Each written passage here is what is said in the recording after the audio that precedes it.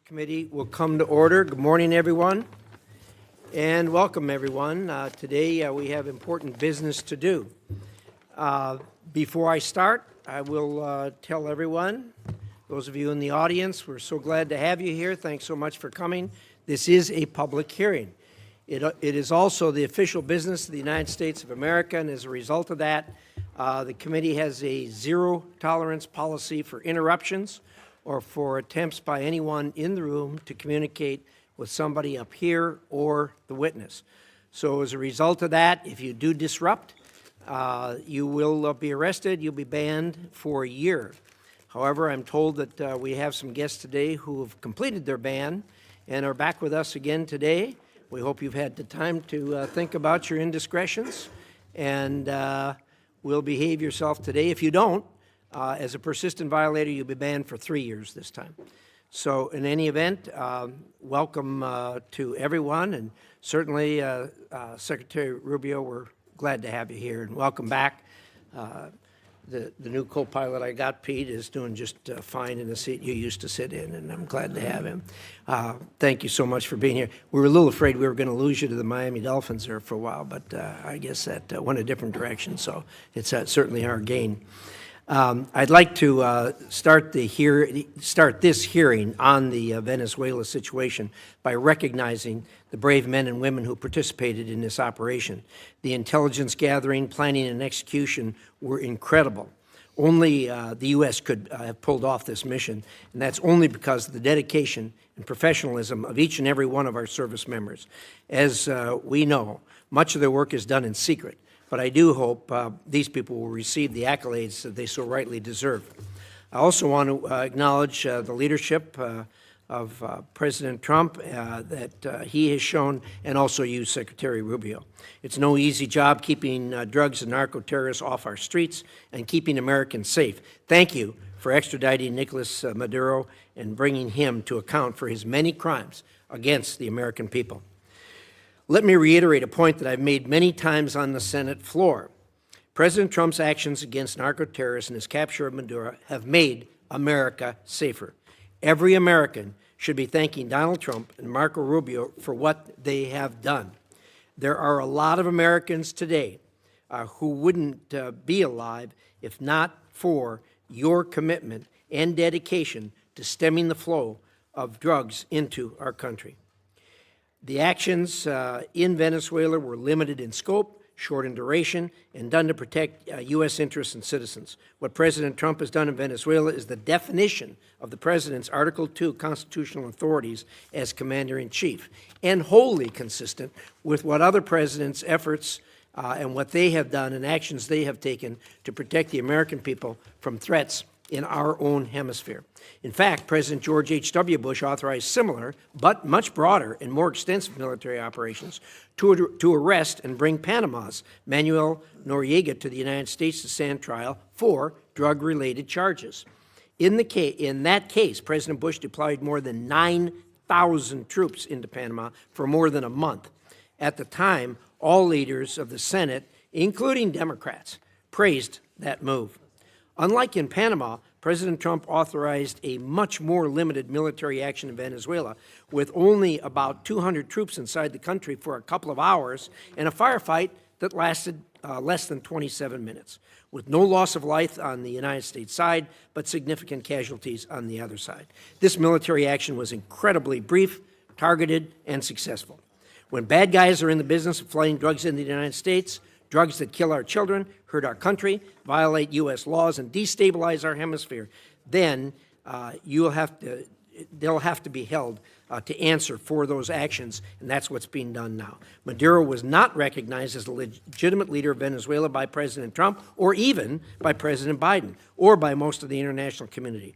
It is a service to the world that this illegitimate leader is no longer in power. Now the United States has a tremendous opportunity before us in Venezuela. Because of the complexity of this operation, there has been some confusion as to how it will be done. I've been impressed by the way you, Secretary Rubio, have explained the plan to me going forward right from the start. It is clear and it's doable. I know you'll lay that out for us here today. Venezuela's natural resources have frequently been used to bolster the economy of our adversaries, especially China. Through President Trump's actions, we have effectively cut off that supply, giving the United States tremendous leverage. After our lengthy engagements in the Middle East in years past, many Americans are rightfully concerned about so-called forever wars. I know this administration is laser-focused on avoiding those experiences. With Nicolas Maduro out of power, the United States has the opportunity to better protect America by bringing stability to Venezuela. The country has a history of democracy, capitalism, and a respect for human rights. It is only during the last two dictatorships that it has lost these attributes. The Venezuelan people are not strangers to these concepts and long to have them reinstated. They have you and the President Trump to thank for giving them another chance. It is all our hope that the Venezuelan people will soon be able to hold free and fair elections for their leaders. To get there, Venezuela may require U.S. and international oversight to ensure these elections are indeed free and fair, unlike their most recent elections. Secretary Rubio, thank you for being here today. I look forward to a productive discussion, and with that, I'd like to hear the distinguished ranking member's views on these matters. Senator Shaheen. Thank you, Mr. Chairman. Welcome back, Secretary Rubio. Thank you for being here. I certainly agree with the chairman in terms of his comments relative to Nicolas Maduro. He was bad for Venezuela, he was bad for the region, and he was bad for the United States. I think the question we have to ask now is, was the raid to arrest him worth the cost? And I also share the chairman's admiration for the military operation that took him out. But the U.S. naval blockade around Venezuela and the raid have already cost American taxpayers hundreds of millions of dollars. Outside estimates are as high as $1 billion. And yet, the Maduro regime is essentially still in power. All the same people are running the country. Maduro's vice president, now the interim president, has taken no steps to diminish Iran, China, or Russia's considerable influence in Venezuela, one of the reasons that has been given for the mission. Her cooperation appears tactical and temporary and not a real shift in Venezuela's alignment. In the process, we've traded one dictator for another. So it's no wonder that so many of my constituents are asking, why is the president spending so much time focused on Venezuela instead of the cost of living and their kitchen table economic concerns? Unfortunately, I think this has been a pattern across the administration, losing sight of what actually advances America's interests and delivers results for the American people. Take the elimination of personnel and departments that were critical to our national security, for example. These are cost-effective tools like Voice of America that help us advance America's interests globally. And Mr. Secretary, as you remember, you strongly supported most of these programs when you were on this side of the dais. The administration says those cuts were about saving money, but the total federal spending last year went up by 4%, not down. We spent more, not less. As a result, our adversaries like China are expanding their influence. And there is broad bipartisan agreement in Congress that China is the central strategic challenge of our time. The president himself has said that as well. But we're cutting foreign aid and diplomacy tools. We're leaving embassies without leadership. We're shutting down counter-disinformation programs. We are driving talent away from the United States while Beijing is actively recruiting it. And I would just like to point out, this is a picture of the globe. These are countries where China has ambassadors in those countries. All of the red, those are China. And places where their diplomats are on the ground, except, of course, for China, which is in blue, and they don't need to put diplomats there. This map, this is where we have diplomats. You can see the red is where we're filled, and look at all of the white, where we do not have ambassadors on the ground. We're even giving China some of our most advanced semiconductors. And after a year of tariffs that were supposed to make us stronger, China has posted the largest trade surplus in history. And American families are paying more at a time when the prices were already too high. Since the start of the tariff campaign in 2025, U.S. manufacturing employment has fallen by anywhere from 50 to 70,000 jobs, depending on whose estimates you look at. That's a trend that undercuts promises that tariffs would bring factory jobs roaring back. And instead of creating a united front against China, we're pushing our closest allies into their arms. Just look at Canada, whose business with the state of New Hampshire has been really critical. They recently cut a trade deal with China because they no longer view the United States as a reliable partner. Pushing allies away like that is not strategic competition. It is unilateral disarmament. We see the same gap between rhetoric and reality in how this administration deals with other authoritarian regimes. At a time when Iran is violently cracking down on protests, the U.S. is coming to agreements to deport Iranians in this country back to Iran, people who will face persecution and interrogation by Iranian security forces. And yet President Trump told the Iranian people that help was on the way. But the United States has largely stood on the sidelines as the situation has deteriorated. Americans are right in thinking that the Trump administration is tougher on our allies than on most of our adversaries. I just returned from Denmark, where I met with Danish and Greenlandic leaders. Senator Coons was also on that trip. He led it. What I heard directly is that President Trump's threats to take Greenland have shaken public confidence in the United States to the core. And this from an ally who first recognized the new United States of America in 1792, has fought on our side in both world wars and in Afghanistan. And I heard from one Danish-American woman whose son holds both citizenships and is approaching conscription age, that she's worried that her son might one day be forced to choose between the two countries that he loves. That kind of fear would have been unthinkable 2 years ago, or 10 years ago, or 50 years ago. There is no strategic objective in Greenland that cannot be achieved through cooperation.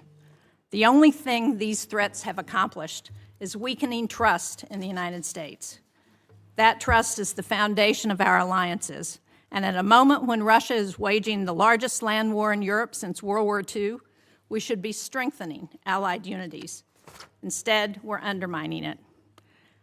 European allies are worried about open conflict with the United States. Canadian trading partners are turning toward China instead of the U.S., and the constant threat of new tariffs raising prices and making it impossible for businesses to invest is ever present.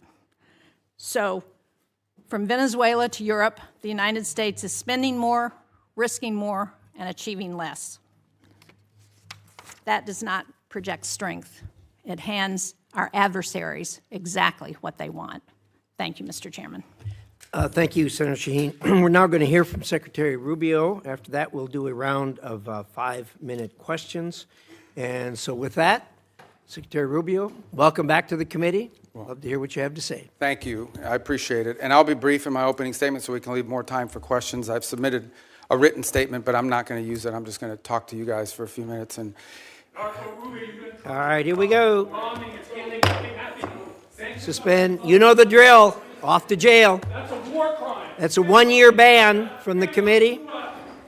Anyone who is a persistent violator will be banned for 3 years. So don't know whether the guy falls in that category. Looks like it. I hope after 3 years he'll find a more productive means of employment. Secretary Rubio, we have 2 hearings a week. You know, you seem to have a more robust following than most of our witnesses that come before us. But anyway.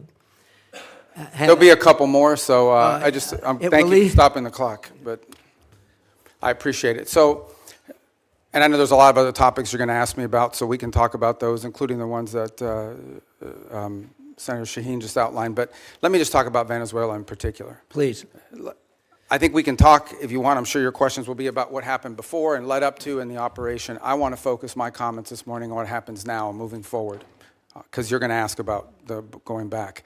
And let me just say this. What is our goal going in? We had in our hemisphere a regime operated by an indicted narco-trafficker that became a base of operation for virtually every competitor, adversary, and enemy in the world. It was, for Iran, their primary spot of operation in the Western Hemisphere was Venezuela. For Russia, Their primary base of operation in the Western Hemisphere, along Cuba and Nicaragua, was Venezuela. In the case of China, China was receiving oil at a huge, about $20 a barrel discount. And they weren't even paying money for it. It was being used to pay down debt that they were owed. This is the oil of the people of Venezuela, and it was being given to the Chinese as barter at a 20%, at a $20 discount per barrel in some cases. And so you had basically three of our primary opponents in the world operating from our hemisphere from that spot. It was also a place where you had a narco-trafficking regime that openly cooperated with the FARC and the ELN and other drug trafficking organizations using their national territory. It was an enormous strategic risk for the United States, not halfway around the world, not in another continent, but in the hemisphere in which we all live. And it was having dramatic impacts on us, but also on Colombia and on the Caribbean basin and all sorts of other places. It was an untenable situation, and it had to be addressed. And it was addressed. And now the question becomes what happens moving forward. As I've described to you in previous settings and in individual conversations, we had three objectives here. The final, I'll work it backwards because the end state here is we want to reach a phase of transition where we are left with a friendly, stable, prosperous Venezuela and democratic, in which all elements of society are represented in free and fair elections. By the way, you can have elections. You can have elections all day. But if the opposition has no access to the media, if opposition candidates are routinely dismissed and unable to be on the ballot because the government, those aren't free and fair elections. That's the end state that we want. Free, fair, prosperous, and friendly Venezuela. We're not going to get there in 3 weeks. It's going to take some time. And so objective number one was stability. In the aftermath of the removal of Maduro, the concern was what happens in Venezuela. Is there civil war? Do the different factions start going at each other? Are 1 million people crossing the border into Colombia? All of that has been avoided. And one of the primary ways that it has been avoided is the ability to establish direct, honest, respectful, but very direct and honest conversations with the people who today control the elements of that nation, meaning the law enforcement, the government apparatus, et cetera. And one of the tools that's available to us is the fact that we have sanctions on oil. There is oil that is sanctioned that cannot move from Venezuela because of our quarantine. And so what we did is we entered into an arrangement with them. And the arrangement is this. On the oil that is sanctioned in quarantine, we will allow you to move it to market. We will allow you to move it to market at market prices, not at the discount China was getting. In return, the funds from that will be deposited into an account that we will have oversight over. And you will spend that money for the benefit of the Venezuelan people. Why was that important? Venezuela was running out of storage capacity. Okay? They were producing oil, they were drilling oil, they had nowhere to put it. They had nowhere to move it, and they were facing a fiscal crunch. They needed money in the immediacy to fund the police officer, the sanitation workers, the daily operations of government. And so we've been able to create a short-term mechanism. This is not going to be the permanent mechanism, but this is a short-term mechanism in which the needs of the Venezuelan people can be met through a process that we've created where they will submit every month a budget of this is what we need funded. We will provide for them at the front end what that money cannot be used for. And they've been very cooperative in this regard. In fact, they have pledged to use a substantial amount of those funds to purchase medicine and equipment directly from the United States. As in fact, one of the things they need is dilutin, depending how you want to pronounce it. And that basically is the light crude that you need to mix with their heavy crude in order for the oil to be able to be mixed and moved. They used to get 100% of that from Russia. They are now getting 100% of that from the United States. So we're using that short-term mechanism both to stabilize the country, but also to make sure that the oil proceeds that are currently being generated through the licenses we'll now begin to issue on the sanctioned oil goes to the benefit of the Venezuelan people, not to fund the system that existed in the past. The second is a period of recovery. And that is the phase in which you want to see a normalized oil industry. Again, look, we've got plenty of oil. There's plenty of oil all over the world. Canada produces heavy crude, so it's not like Venezuela's oil is unique in that regard, despite the fact they have the largest known reserves in the world. It's not irreplaceable. But we understand that that is the lifeline. Their natural resources are going to allow Venezuela to be stable and prosperous moving forward. And so we've created what we hope to do is transition to a mechanism that allows that to be sold in a normal way, a normal oil industry, not one dominated by cronies, not one dominated by graft and corruption. To that end, the authorities there deserve some credit. They have passed a new hydrocarbon law that basically eradicates many of the Chavez-era restrictions on private investment in the oil industry. It probably doesn't go far enough to attract sufficient investment, but it's a big step from where they were 3 weeks ago. So that's a major change. We can address some of the other components, but I'll run out of time. But one of the parts of the transition phase, or the recovery phase, is beginning to create space for different voices inside of Venezuelan politics to have an ability to speak out. Part of that is the release of political prisoners. By some estimates, up to 2,000. They are releasing them. They are releasing them probably slower than I would like them to, but they are releasing them. And in fact, you're starting to see some of the people being released beginning to speak out and participate in political life in the country. We have a long ways to go. Look, we can talk in more detail about all of these things. Suffice it to say, I'm not here to claim to you this is going to be easy or simple. I am saying that in 3.5, almost 4 weeks, we are much further along on this project than we thought we would be, given the complexities of it going into it. And I recognize that it won't be easy. I mean, look, at the end of the day, we are dealing with people over there that have spent most of their lives living in a gangster paradise. So it's not going to be like from one day to the next, we're going to have this thing turn around overnight. But I think we're making good and decent progress. It is the best plan, and we are certainly better off today in Venezuela than we were 4 weeks ago. And I think and hope and expect that we'll be better off in 3 months, and 6 months, and 9 months than we would have been had Maduro still been there. So thank you. Well, thank you, Secretary Rubio. We'll now do a round of questions, 5 minutes each. I'd like to start, and I'd ask you to go. I understand we're not in a classified setting, but I think a lot of people had no understanding of the groundwork that was done before the actual action took place. I was incredibly impressed with what you told me about how you, the President, negotiated with parties there on the ground, particularly the parties who were going to be in charge after Maduro was removed. And I wonder if you could talk about that for a minute, understanding that we aren't in a classified setting.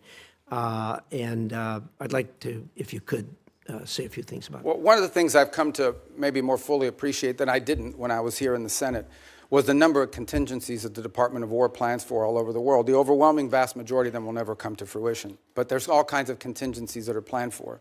And one contingency that had to be planned for is the fact that sitting in Venezuela with a $50 million reward on his head was an indicted narco trafficker. In fact, I believe it's the largest reward we've ever issued for anybody. I'd remind everybody the Biden administration had a $25 million reward on an indicted narco trafficker, the same person. And so, multiple administrations from both parties have wanted this man arrested. And one of the options the president had before him was the opportunity, if things didn't work out, to go in and remove this individual because he was wanted in a law enforcement operation. Now, obviously, a law enforcement operation against the de facto head of a regime is not as simple as going after some fugitive hiding in a closet somewhere. It required planning, and it required eliminating anything that was a threat to the forces that were going in to extract him. I want to be clear, and I'll share with you what I've shared publicly. We made multiple attempts to get Maduro to leave voluntarily and to avoid all of this because we understood that he was an impediment to progress. You couldn't make a deal with this guy. Okay? This guy has made multiple deals. He's broken every one of them. As a point of example, he made a deal with the Biden administration, and here was the deal that he made. It was a bad deal. We knew he wouldn't keep it. He made the following deal. Pardon my nephews, his nephews, who were convicted narco traffickers, convicted already and serving time in jail. Pardon them. Pardon and release Alex Saab, who was his money man, his bag man, primarily in charge of the portfolio with Iran. Release these people. He, in turn, agreed to release some political prisoners, which he did. Many of them were subsequently exiled or rearrested, and that he would hold free and fair elections, which he did not. In fact, he basically disqualified Maria Corina Machado and any other candidate. And Edmundo Gonzalez ends up being the nominee for the opposition party simply because they forgot to ban him. And they forgot to put him on the ban list. And then despite that, he loses an election that everyone around the world recognizes as an illegitimate election. So he's made previous deals. In fact, he's broken so many deals, not even the Vatican has been willing to interact with Maduro in the past because he's broken so many of these deals. He's just simply not a guy you can make a deal with. He had no intent of keeping it. What he wanted to do was tap us along and buy 3 years of time until he could deal with a new administration that he thought may be more favorable, et cetera. He was an impediment to progress. None of the things we're talking about now, not the release of political prisoners, not the transition of the oil industry to a legitimate oil industry, not the erosion of Iranian, Russian, or Chinese influence. None of these things would have been possible as long as Maduro was there. And so this was one option that was available to the president after exhausting every other option to remove this individual from the scene. Again, I'm not here to tell you these are all going to be roses along the way and it's all going to go perfectly. But for the first time in 20 years, we are having serious counter-narcotic talks with Venezuelan authorities about going after narcotics organizations. For the first time in 20 years, we are having serious conversations about eroding and eliminating the Iranian presence, the Chinese influence, the Russian presence as well. In fact, I would tell you that there are many elements there in Venezuela that welcome a return to establishing relations to the United States on multiple fronts. We are at the end talking about a Western country that has a long history of cooperation and work with the United States. At one time, Venezuela, pre-Chavez, was a very strong U.S. ally. And we hope to get back to that point. We're not there. This thing still is in its infancy. But I certainly think a lot of progress has been made in that regard. I was impressed with your description of the fact how careful you were in the operation not to dismantle either institutions or infrastructure, because you wanted to see the Venezuelan people take that over and get back on their feet again. I think that was really a wise decision to make and have it as surgical as it was. The last thing I'd ask about, if you could touch on for just a minute, is I know you spent a considerable period of time negotiating with the people that were going to do day-to-day operations, the Venezuelans who were going to fill the vacuum. How's that going, and how do you feel about where we are there? Well, first of all, let me understand something. I spent 14 years in the U.S. Senate going after these people pretty hard, along with many of you. So, I mean, I understand who they are, and I understand this portfolio from a personal level quite well. So we're very realistic about what we're dealing with here. We also understand that in geopolitics, sometimes that's required. And in this particular case, there are an alignment of interests. And we certainly think that the approach we're taking is preferable to some of the other alternatives that people speculate about or fear. And I would say at this point, I do have to characterize, again, being realistic, clear-eyed, and understanding that there will be impediments and unexpected events along the way.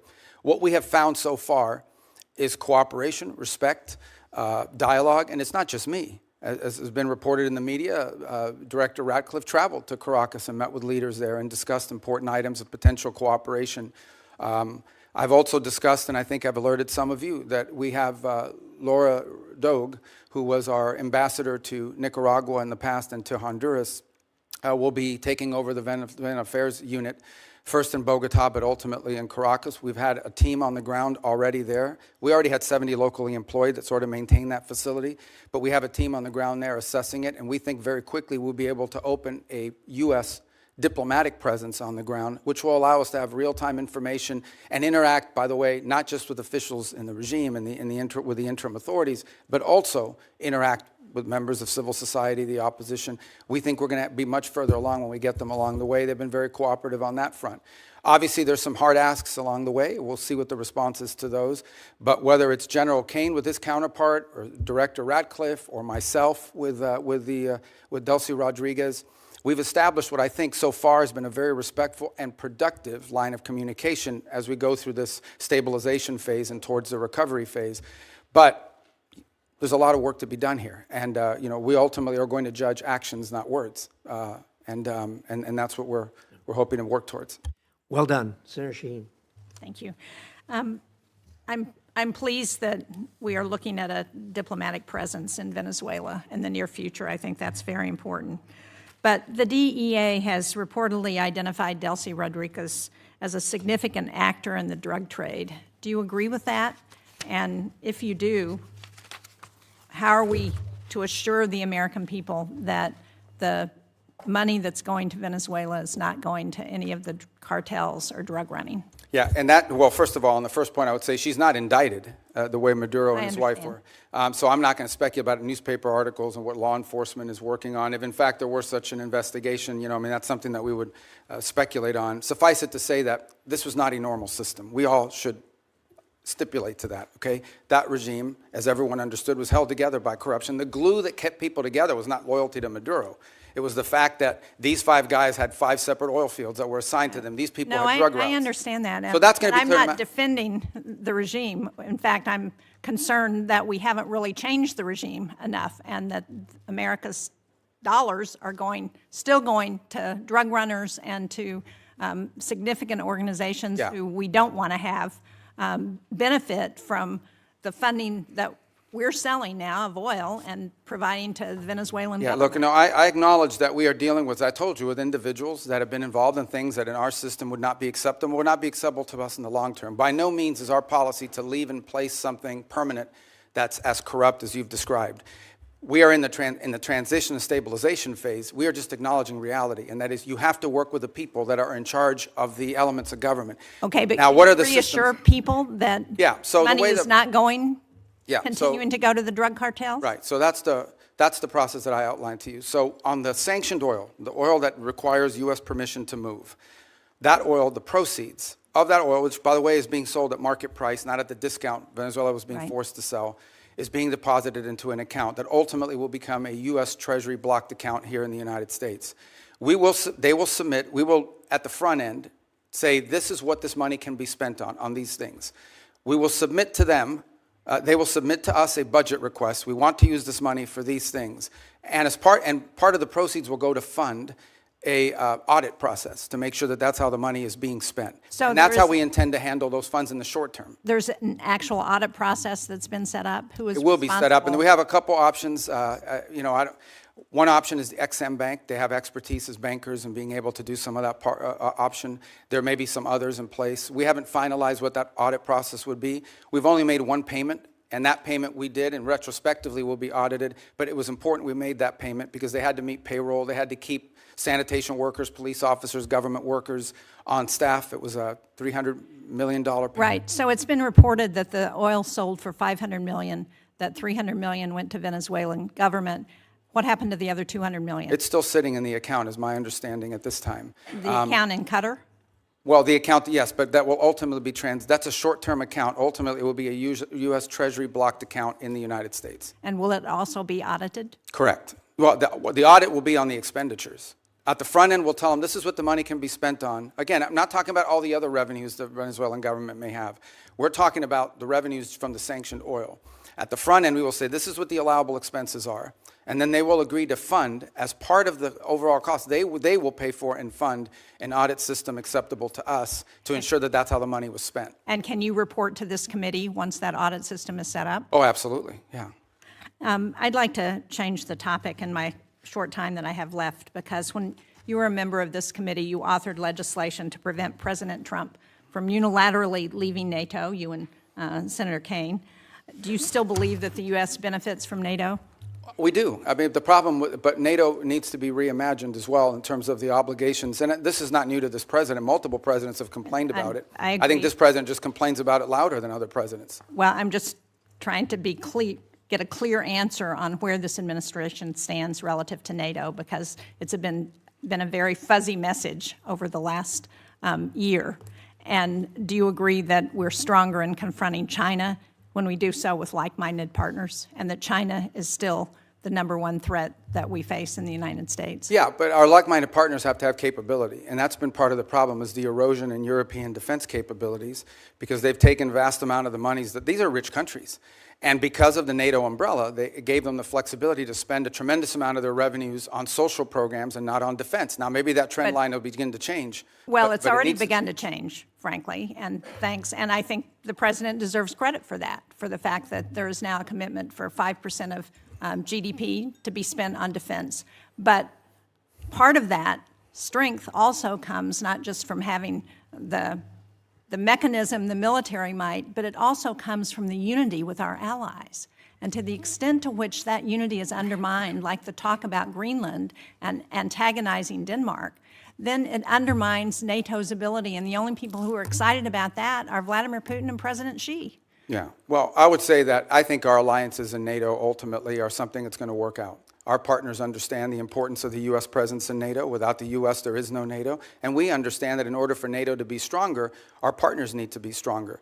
And one of the things we've explained to our allies in NATO is the United States is not simply focused on Europe. We also have defense needs in the Western Hemisphere. We have defense needs in the Indo-Pacific. And it will require us. We may be the richest country in the world, but we don't have unlimited resources. And as we reassign Exactly resources, why we want to have allies and partners to help us as we're looking at conflicts around the world. And when we antagonize our allies and partners, and when we send Canada to do a trade deal with China instead of coming to New Hampshire or the United States, it weakens our ability to confront our adversaries. Yeah, but our allies have to be two things. They have to be willing to step up, but they also have to be capable of stepping up. And frankly, many of them have not. I mean, Spain is still not doing the 5%. I mean, there are countries that are still not doing. And in fact, Mark Rutte yesterday pointed out that if without the United States, the countries of Europe would have to spend 10% of their GDP for the next 20 years to be able to make up the whole. So I do think there needs to be a rebalancing, and hopefully we'll have cooperation. I think we will. Rutte has done a great job of managing all And I'm not arguing that point with you. As I said, I agree with what the President has asked of our European allies. What I'm arguing with you about is that his rhetoric is undermining NATO and our partnerships with our allies, and that's a problem. Thank you, Mr. Chairman. Thank you, Senator Shaheen. Senator Ricketts. Thank you, Mr. Chairman. Thank you, Mr. Secretary Rubio, for being here. So some of the comments from my colleagues on the other side of the aisle are difficult to square with the record. The goalposts didn't move, nor did Maduro change. The only thing that changed was President Trump acted on what members of both parties said needed to happen. And did so, by the way, with an operation that will go down in history as one of the most impressive and tactically proficient to be ever carried out. So, Secretary Rubio, I'd like to get your response to a few yes or no questions. I know that's typically not your nature, but please bear with me here a moment, okay? All right, let's hear them first. I hate game shows. Go ahead. For years, the United States had a standing bounty on Nicolas Maduro, correct? Have what, I'm sorry? A standing bounty on Nicolas Maduro. Oh, yes. And this bounty was increased by both the Biden and Trump administrations, correct? Correct. And despite that bounty, did Maduro remain in power? Yes. Did he continue to support drug traffickers? Oh, yes. Was the Operation Absolute Resolve a law enforcement operation supported by the military? It was. Did that operation successfully remove Maduro and his wife, and they were taken into custody? Yes. Great questions. Thanks. Were any service members, law enforcement officers killed in that operation? No. Not any of ours. None of ours, right. Has there largely been a broad support across Latin America for Maduro's removal? Yes. And is the United States better off with Nicolas Maduro in custody? Yes, and Venezuela too. Right. I realize that you'll hear differing views during this hearing, but I want to at least offer my personal congratulations to you and everybody who helped carry this out, because the world is better off without Nicolas Maduro. A few weeks ago, you briefed the Senate on your three-phase plan. You've been talking about it here today on stabilization, recovery, and the transition in Venezuela. Is there anything this Congress can do to be helpful in executing on that plan? There will be in time, there's no doubt about it. On the stabilization front, in order to stabilize it, for example, we're going to have to begin to provide some licenses through OFAC. So as an example, if a company wants to go down and explore the opportunity to do some economic activity in Venezuela, they will require a license from Treasury to be able to do that. And so that doesn't require congressional action, but I wanted you to be aware of it when you start to see some of these things. Some of these are just exploratory. The second is, I think in time, look, Venezuela is a very wealthy country. This is not a country that's going to require money from the United States to rebuild, to stabilize, to transition. It really isn't. It has the ability to be, and it has been historically, the wealthiest country in the Western in Latin and South America, in many cases. The problem is that the wealth of the country was being stolen. And so part of both the recovery and the transition phase is ensuring that you leave in place a prosperous, free, democratic, allied with the United States and friendly, but also prosperous Venezuela, where the resources of the country are being done responsibly, are being utilized responsibly and to the benefit of the people and their economy. So in time, I imagine we will be coming back to you with specific legislation that may be required to assist in that function. But we don't expect that this is going to require any spending on our part. On the contrary, unlike many of the other parts of the world we've gotten involved, Venezuela we're not spending any money in Venezuela right now other than whatever it costs to stand up our embassy. Let me switch gears on you a little bit. One of the common criticisms after Maduro's capture was that this would incentivize Communist China to take similar actions in Taiwan.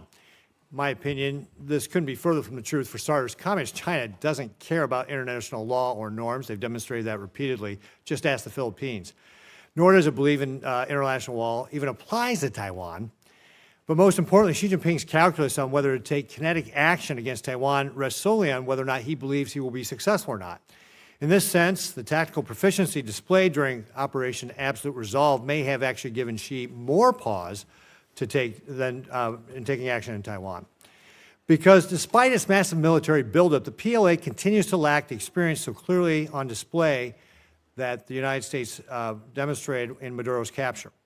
And the PLA leaders that do have combat experience, like General Zhang, just got purged, or at least one of them did. So, Secretary Rubio, do you believe that the operation to take Maduro into custody will have any impact on Communist China's actions or intentions toward Taiwan? No, look, the situation on Taiwan is a Xi legacy project that he's made very clear that that's what he intends to do. And that's going to be irrespective of anything that happens in the world.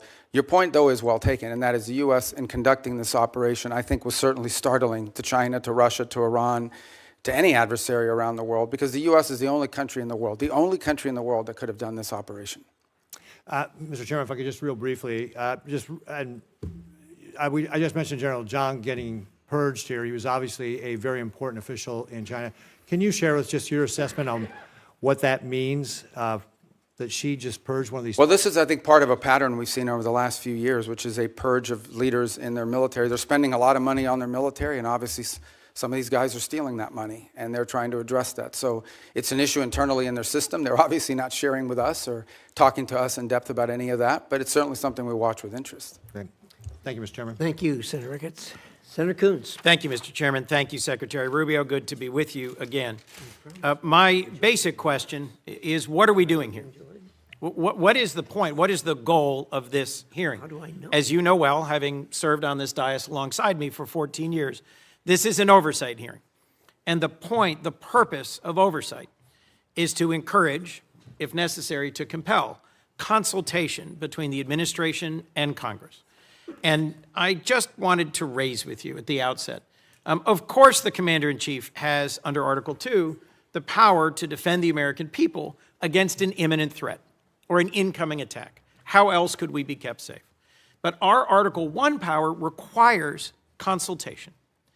I'll agree with all of my colleagues. Nicolas Maduro's a bad guy. He was indicted. There was a bounty on his head over several administrations. His removal, flawlessly executed by American troops, thankfully none of them hurt, did cost the lives of 75 to 100 Venezuelans and Cubans, was a dangerous and high-risk maneuver. I am glad that it ended as well as it possibly could. But the point here that I want to make first is that it was rehearsed for months. The administration had a number of contingencies it was trying to navigate through. But over the course of months, when the administration was taking strike after strike after strike against drug trafficking boats, in several instances where senior leaders of the administration briefed this committee and others, we were told that military action to remove Maduro was not on the table, that the campaign to try and deter drug trafficking was not going to include the exact military action that followed. Yet it was being rehearsed. If there was time to practice, there was time to consult. And consulting with Congress is not just some high-minded principle, not some abstract thing, not a nice to have, it's a got to have. And look, the chairman opened by saying that this was limited in scope and duration, that it was executed flawlessly, and we should all be happy about the result. That much I agree with. But our president continues to threaten Delcy Rodriguez and the remnant of the Maduro regime with military force if they don't comply. We should know what are the policies, what is the path, what is the plan forward. You and I both know the long and painful history of wars that began and seemed to be resolved and then opened up into excruciating, expensive, years-long conflicts. In Iraq in particular, in Libya and elsewhere, things do not always go as planned. And so consultation with Congress that is truthful and forthcoming and transparent is critical. In your service in this body, you knew that, you experienced it. I was in the room as you held to account members of previous administrations for not coming forward as they should have. So, look, in order to avoid our men and women in our armed forces going into harm's way, doubting whether they have the support of the Congress, consultation, hearings, and deliberations are required. I understand the risk of leaks. That's a risk every administration takes. But at the end of the day, our framers entrusted the power of the declaration of war to this body, not to the executive. And where there is the time to consult, there has to be consultation. Second, I just wanted to talk about allies and alliances. I was just in Europe. I led a bipartisan delegation, as Senator Shaheen referenced, to Denmark. And our president's comments about NATO, about Denmark, and his attempts to coerce Denmark into giving up Greenland are appalling. They profoundly harmed our security. And I am asking you to do everything you can to reinforce our commitment to NATO. I was concerned that you just said NATO needs to be reimagined. Let's just be clear about the record. You know as well as I, Article 5 has only been invoked once, and it was in defense of us after we were attacked. Danes and soldiers from almost every other NATO ally deployed and served, fought, and died. 52 days. And for me, the most emotional moment of my visit to Denmark was laying a wreath at the memorial to the Danes who served, fought, and died alongside Americans. So when our president says we never asked for anything from NATO, and they never gave us anything, and you suggest that they aren't carrying their weight, whether it's in bases, or in access, or in troops, or in service, it is allies that will keep us safe in the Indo-Pacific. Our treaty allies, Korea and Japan and Australia and the Philippines, are going to be critical to Indo-Pacific security against our principal threat, China. And in Europe, I'm worried that the very foundations of trust are being shaken. Our democracy depends on consultation with Congress that is truthful and timely, and the confidence of our allies depends on them knowing where we're going next. Today, an armada is steaming towards Iran. Our president is on social media threatening Iran, and I hope I can count on you, Mr. Secretary, to consult with us and inform us before our next actions, whether against Nigeria, Colombia, Cuba, Iran, or anywhere else. And I hope and believe that I can count on you to reinforce the sanctity of NATO, not to reimagine it, but to reinforce it.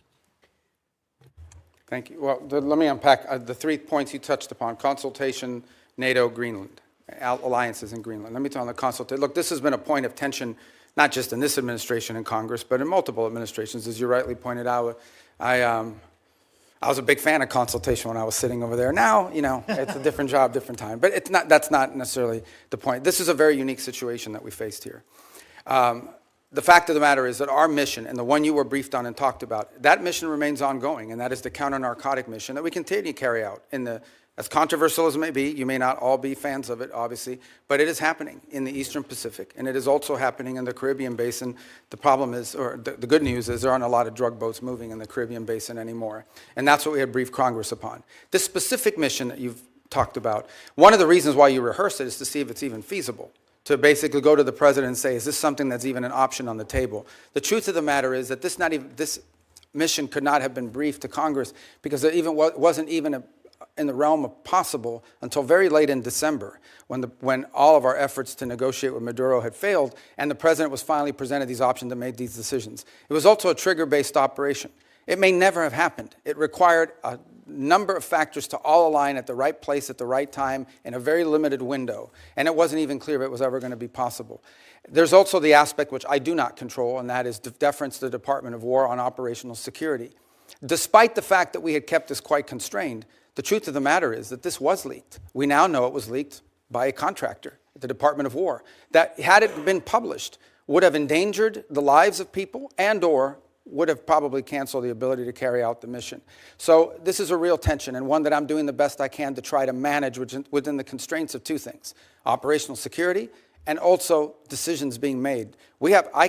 There are multiple contingencies for events all over the world, including some that none of us think were ever going to come to fruition. And in this particular case, one of the reasons why you rehearse these things in advance is to know whether it's even possible. Is this even doable? And what are the risks associated with doing? So you can present options to the president, who ultimately makes these decisions. In the case of reimagining NATO, it most certainly has to be reimagined. And the reason why it has to be reimagined is not because its purpose is reimagined. Its capabilities have to be reimagined. Let me give you as a point of example. There's a lot of talk about security guarantees. And it's something that there's general agreement about now with the case of Ukraine. But those security guarantees basically involve the deployment of a handful of European troops, primarily French in the UK, and then a US backstop. But in fact, the security guarantee is the U.S. backstop. It is not and I'm not diminishing the fact that some countries in Europe are willing to place troops in a post-war Ukraine. What I'm pointing out is that is irrelevant without the U.S. backstop. And the reason why you need such a strong U.S. backstop is because our allies and our partners have not invested enough in their own defense capabilities over the last 20 or 30 years. Now, hopefully that's going to change. Hopefully that is changing. And in some cases and in some particular countries, it's already changed. But this is a fact that we cannot ignore. NATO is going to be stronger if our allies are more capable, especially, and here's the reality, whether we want to accept it or not, we have interests all over the world. We have interests in the Middle East, we have interests in the Western Hemisphere, and we most certainly have interests in the Indo-Pacific. A number of you have already pointed out that China is the chief challenge. We can't have the same soldiers or the same ships in both Europe and in the Indo-Pacific. We have to pick. No matter how many ships we build, no matter how many capabilities we grow, we're going to have to make these adjustments. And the stronger our partners are in NATO, the more flexibility the United States will have to secure our interests in different parts of the world. That's not an abandonment in NATO. That is a reality of the 21st century and the world that's changing now. In the case of Greenland, I'll say we're in a good place right now. We had excellent meetings with the Secretary General of NATO. In fact, even as I speak to you now, there'll be some technical level meetings between us and our partners in Greenland and Denmark on this issue. And I think we have in place a process that's going to bring us to a good outcome for everybody. The President's interest on Greenland has been clear. It's a national security interest. It's a long-standing interest that predates this administration. It's one that our allies acknowledge is real. I think we're going to get something positive done. We're going to begin that process in a very professional, straightforward way. It begins today, and it'll be a regular process. We're going to try to do it in a way that isn't like a media circus every time these conversations happen, because we think that creates more flexibility on both sides to arrive at a positive outcome.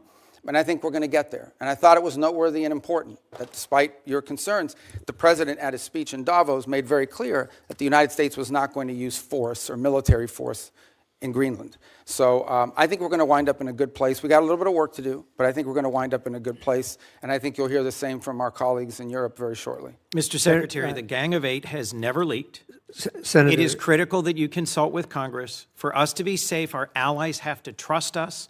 And for this committee to do our work, we have to trust you. Let's work together to restore that. Thank you, Senator Coons. Senator McCormick. Mr. Secretary, thank you for being here. Defending American interests in the face of Russian, Iranian, and Chinese encroachment in the Western Hemisphere is a key to the Trump corollary of the Monroe Doctrine. But Venezuela's new interim leader, in her public commentary at least, defends their ties to Russia, Iran, and the PRC, and had said this week had enough of U.S. interference. So beyond the oil leverage, which you talked about in your testimony, what steps is the administration taking to demand from the interim government to put incentives in place to ensure that they prevent malign actors, foreign terror organizations, and so forth from continuing to have influence and safe haven in Venezuela? Yeah, it's I mean, yes, there's leverage, and I wouldn't just say oil. I think anything that's sanctioned in Venezuela, will, in order for them to normalize it, will require cooperation with the United States. But it's not just leverage, it's also their national interest. It's an alignment of their interest. The truth of the matter is that the United States will be a far better partner for a future Venezuelan government that's free and democratic, and even for the current authorities, than some of the partners they've signed up with now. Frankly, we think it's not in Venezuela's interest to have an Iranian presence or the sale of Iranian weaponry or anything like that into their country. So I think there's alignment there. We think and can argue that some of these criminal elements, which they've allowed to act with impunity in parts of their country, is a deal with the devil. In the short term, it provided revenues to some corrupt regime officials, but in the long term has created real destabilization, not for just them, by the way, but also for Colombia. Just understand something. The FARC dissidents and the ELN operate with impunity from Venezuelan territory. They control Venezuelan territory. Yeah. And some of that was through deals with individuals aligned with the regime because they made money off of that. But we don't think that's in the long-term interest. Do they agree? And what's been expressed to us by leaders of the interim authorities is that they agree. And now we're going to test it. Despite the public commentary, there's a recognition, you think, and progress. Look, we all have politics. Yeah. Even in places like that. Suffice it to say what I've said from the very beginning, and that is we are going to judge based on actions, not words.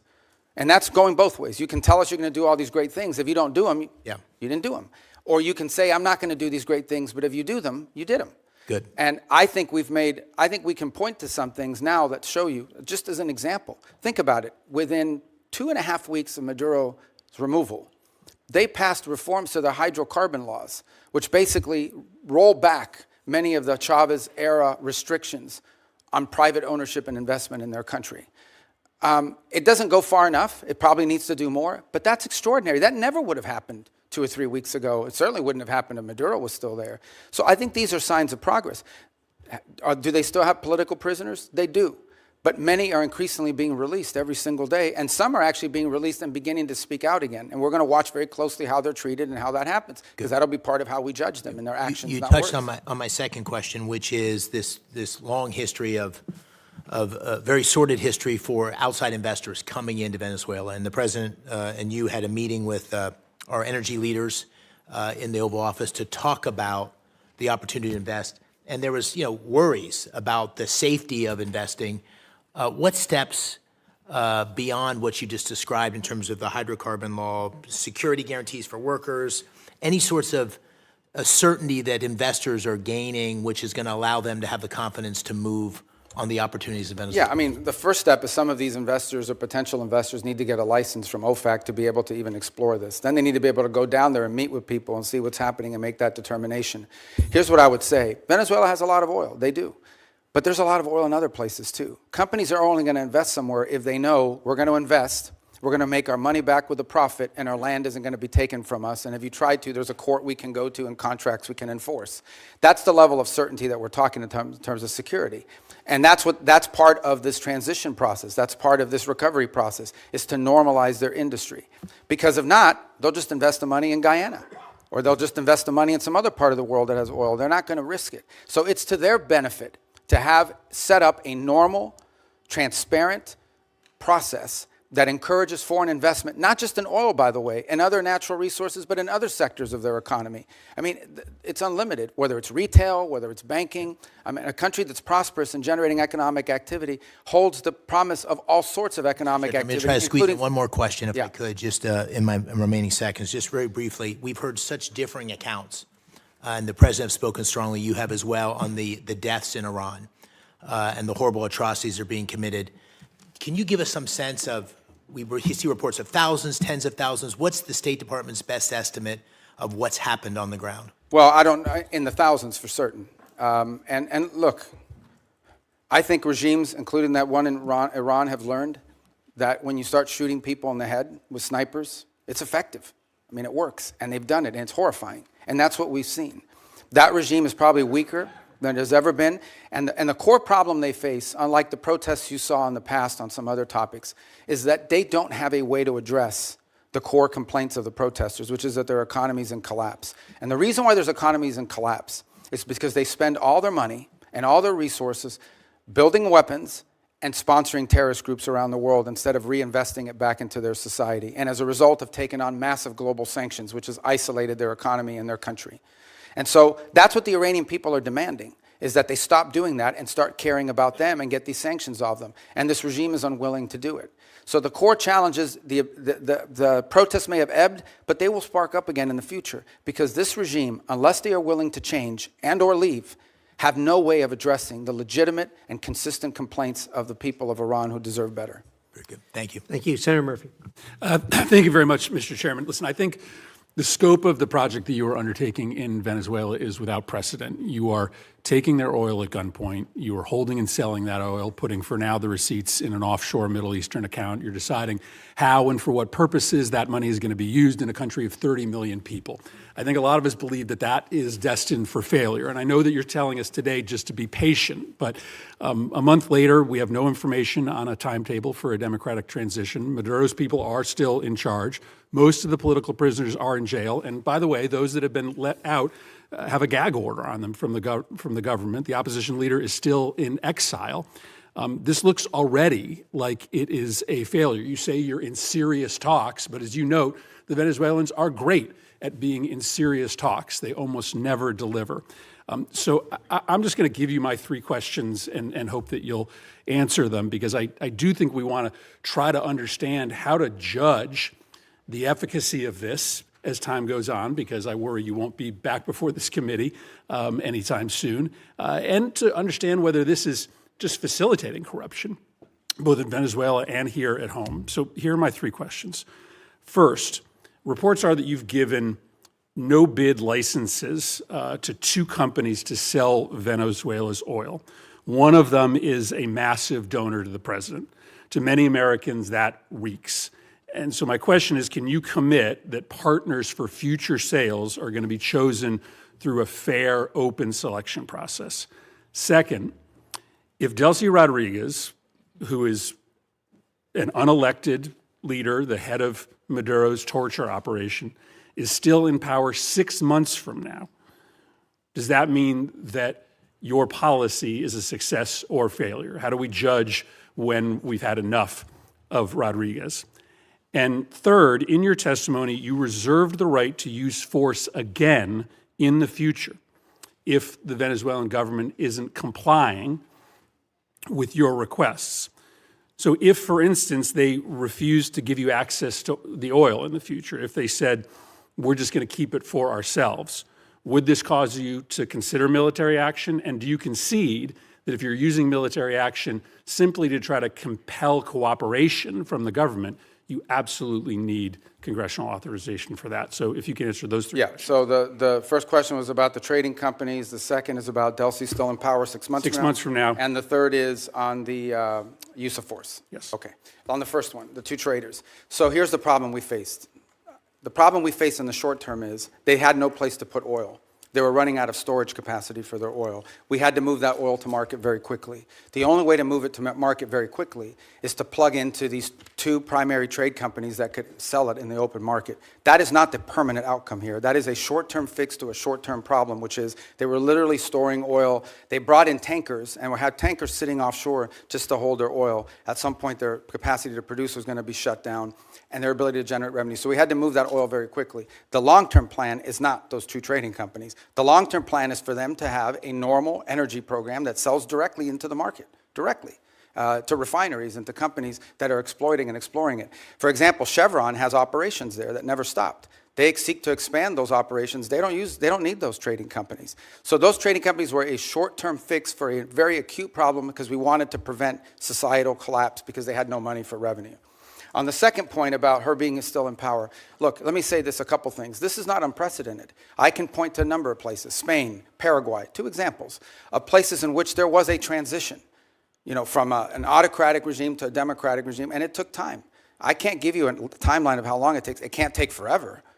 It's not even been 4 weeks since Maduro was reduced. A year, 2 Well, I think years? we need to be, let me put it to you this way, we need to be much further along 6 months from now, even 3 months from now. That may not be satisfactory to you, but I'm saying we have to be much further along 3, 4, 5 months. 3 or 4, 5 months from now cannot look like what today looks like. And I think there's acknowledgement on both sides of that. I can probably give you a better answer, and this is not deflecting, when we finally have people on the ground like the ambassador and the team around her on a daily basis that are interacting. Because one thing is for me to pick up the phone and talk to Delcy Rodriguez 3 times a week. Another thing is to have someone on the ground on a daily basis that's following these events, is talking to civil society, but also engaging with interim authorities. But the fact of the matter is that, yes, we want to see quick progress. As you said, it's unprecedented, okay? All I'm saying to you is, before this was stagnant. Before this, we had spent 14 years, you were involved in some of those efforts, 14 years trying to change the dynamic in Venezuela. 13, 12, 11, 10, it was a big part of my career in the Senate was spent on this. This is the first time in over a decade that we see even the glimmer of an opportunity to change conditions. A lot of that will depend on us, but a lot of that will depend on them. And it also will depend on the rest of Venezuelan society. How quickly can we get all these Venezuelans that want to go back to Venezuela and participate in civic and economic life back to Venezuela? That's going to be critical here. We recognize that. So yes, we have to be much further along in 6 months. We expect to be further along. And if we're not, I'll tell you. We'll tell you. On the third point of use of force, look, the president never rules out his options as commander-in-chief to protect the national interest of the United States. I can tell you right now with full certainty, we are not postured to, nor do we intend or expect to have to take any military action in Venezuela at any time. The only military presence you'll see in Venezuela is our Marine Guards at an embassy. Okay, that is our goal, that is our expectation, and that is what everything that outlines towards. But if that said, if an Iranian drone factory pops up and threatens our forces in the region, the president retains the option to eliminate that threat. I'm asking a more specific question because in your testimony you suggest that you would use force to compel cooperation, for instance, with oil sales. Do you agree that you have to come to Congress to get authorization if you were simply using force to try to compel cooperation? Well, there's two things. There's the look. It seems like under an the easy War answer. Powers Act. No, under the War Powers Act, if we're going to be involved in something that's going to put us involved in a sustained way, we have to notify you within 48 hours after the fact, and then if it's going to last longer than 60 days, we have to come to Congress with it. We don't anticipate either of these things having to happen. Everything is moving in a very different trajectory right now. On the other hand, if we tell them we don't want to see drones from Iran, as an example, pointed at the United States or threatening our forces or our presence in the region or our allies' presence in the region, and they refuse to comply with that, the president does reserve the option in self-defense to eliminate that threat. We don't see that. We don't anticipate it. But it could happen. But we hope not. We don't want it to happen. On the contrary, if we had to take military action, it would set us back on all these other things that we're talking about. I can tell you military action is not good for recovery and transition. That's not what we hope to see. It's certainly not our goal here. A lot of that will depend on them. But I think it would require the emergence of an imminent threat of the kind that we do not anticipate at this time. But that's not, they get a vote on that too. Senator Brasso. Thanks very much, Mr. Chairman. Mr. Secretary, great to see you. Congratulations. What you and President Trump have demonstrated in the past year is clearly peace through strength, and I appreciate the leadership from both of you. We've talked a lot about Venezuelan oil. You know, I focus a lot on energy going to China, and 3/4 of all the oil that went from Venezuela out of the country there last year, 75% of it went to China. They got it at deep discounts. They lots of money back to Venezuela through oil for loan deals. Since the start of this blockade, basically Venezuela crude shipments to China have fallen dramatically. Can you assess or talk a little bit about the impact this has on China's broader energy strategy? Just to be clear, it's a quarantine, not a blockade. A blockade is an act of war. It's a quarantine, and it's been very effective in the sense that it's given us this leverage. In fact, can I just add something, and this might be to Senator Murphy's question as well. The Venezuelan authorities are now identifying ships that they want us to grab. In fact, about a week and a half ago, we grabbed one of these ships. That was, because here's what happened in the aftermath of the Maduro. About 5 ships took off without authorization from the Venezuelans, because they were controlled by some network in the country. With the cooperation of the interim authorities, we seized one of those ships, we brought it back into Venezuelan waters, handed the ship off to the Venezuelans, who in turn fed it into this mechanism, this short-term mechanism that I described to you was created. So we're seeing cooperation on that front. Now, I think your question more specifically was about China. Yeah, so look, China can buy Venezuelan oil, but they're going to have to buy it like everybody else in the world is going to have to buy it. Yeah, at the normal price. And that money is going to flow back to the benefit of the Venezuelan people in a structured way. And I know that in the short term, that will involve this mechanism we've described. In the long term, our intention is that it would be governed by a democratically elected government.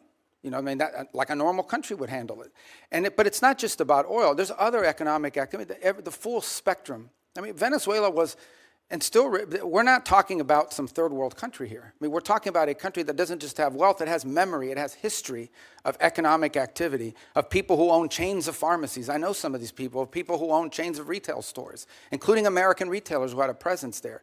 We just want it to be a normal, prosperous country again, not a playground for Iran, Russia, and China in our own hemisphere. And we're going to try to help them get that because we think it serves our national interest. That will require actions on our part, not money, but ultimately that will require them. This is ultimately going to be on the Venezuelan people and Venezuelan society and Venezuelan leaders to make this happen. We're going to be there to help and assist and create the parameters for it, and we feel like we're making really good progress. If we make as much progress over the next 4 weeks as we've made in the last 3.5 weeks, I'll feel very good about that. If it slows down or it gets complicated, I'll certainly let you know. But our anticipation is that we're going to be able to continue to work cooperatively with them because it's in their interest and ours. But I will point out to this. After this operation happened, look at the people who criticized it. I mean, there were others. China, Russia, Iran, Hamas. These were the people that were upset about this strike and this raid and what we did. And I can tell you that in many countries in the Western Hemisphere, there was great pleasure in the fact that Maduro was removed and that it didn't involve an all-out war and an invasion. Since you mentioned Iran, and Senator McCormick mentioned Iran as well, a lot of oil is still going from Iran to China. 1 million barrels a day last year. Lots of that money goes back to Iran, to the dictators, the people that are actually killing others on the street. Can you talk a little bit about what we can do to prevent that from continuing to go and what we're doing to support the Iranian? Some of that is sanctioned oil. It just requires the willingness to enforce those sanctions.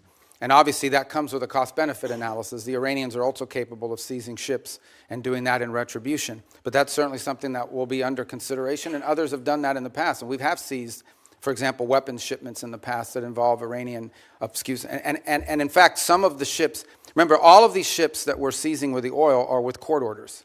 They're either one of two things. We either have a court order from a federal judge that allows us to seize it because it's in violation of a sanction, or it's a flagless vessel in the shadow fleet. And many of these ships here involve Iran. And some of that oil was going to be ultimately transferred to the excess refining capacity that China currently has. Since you mentioned the word shadow fleet, Senator Shaheen and I have legislation on subsea cables. I've asked you about that the last time we were here.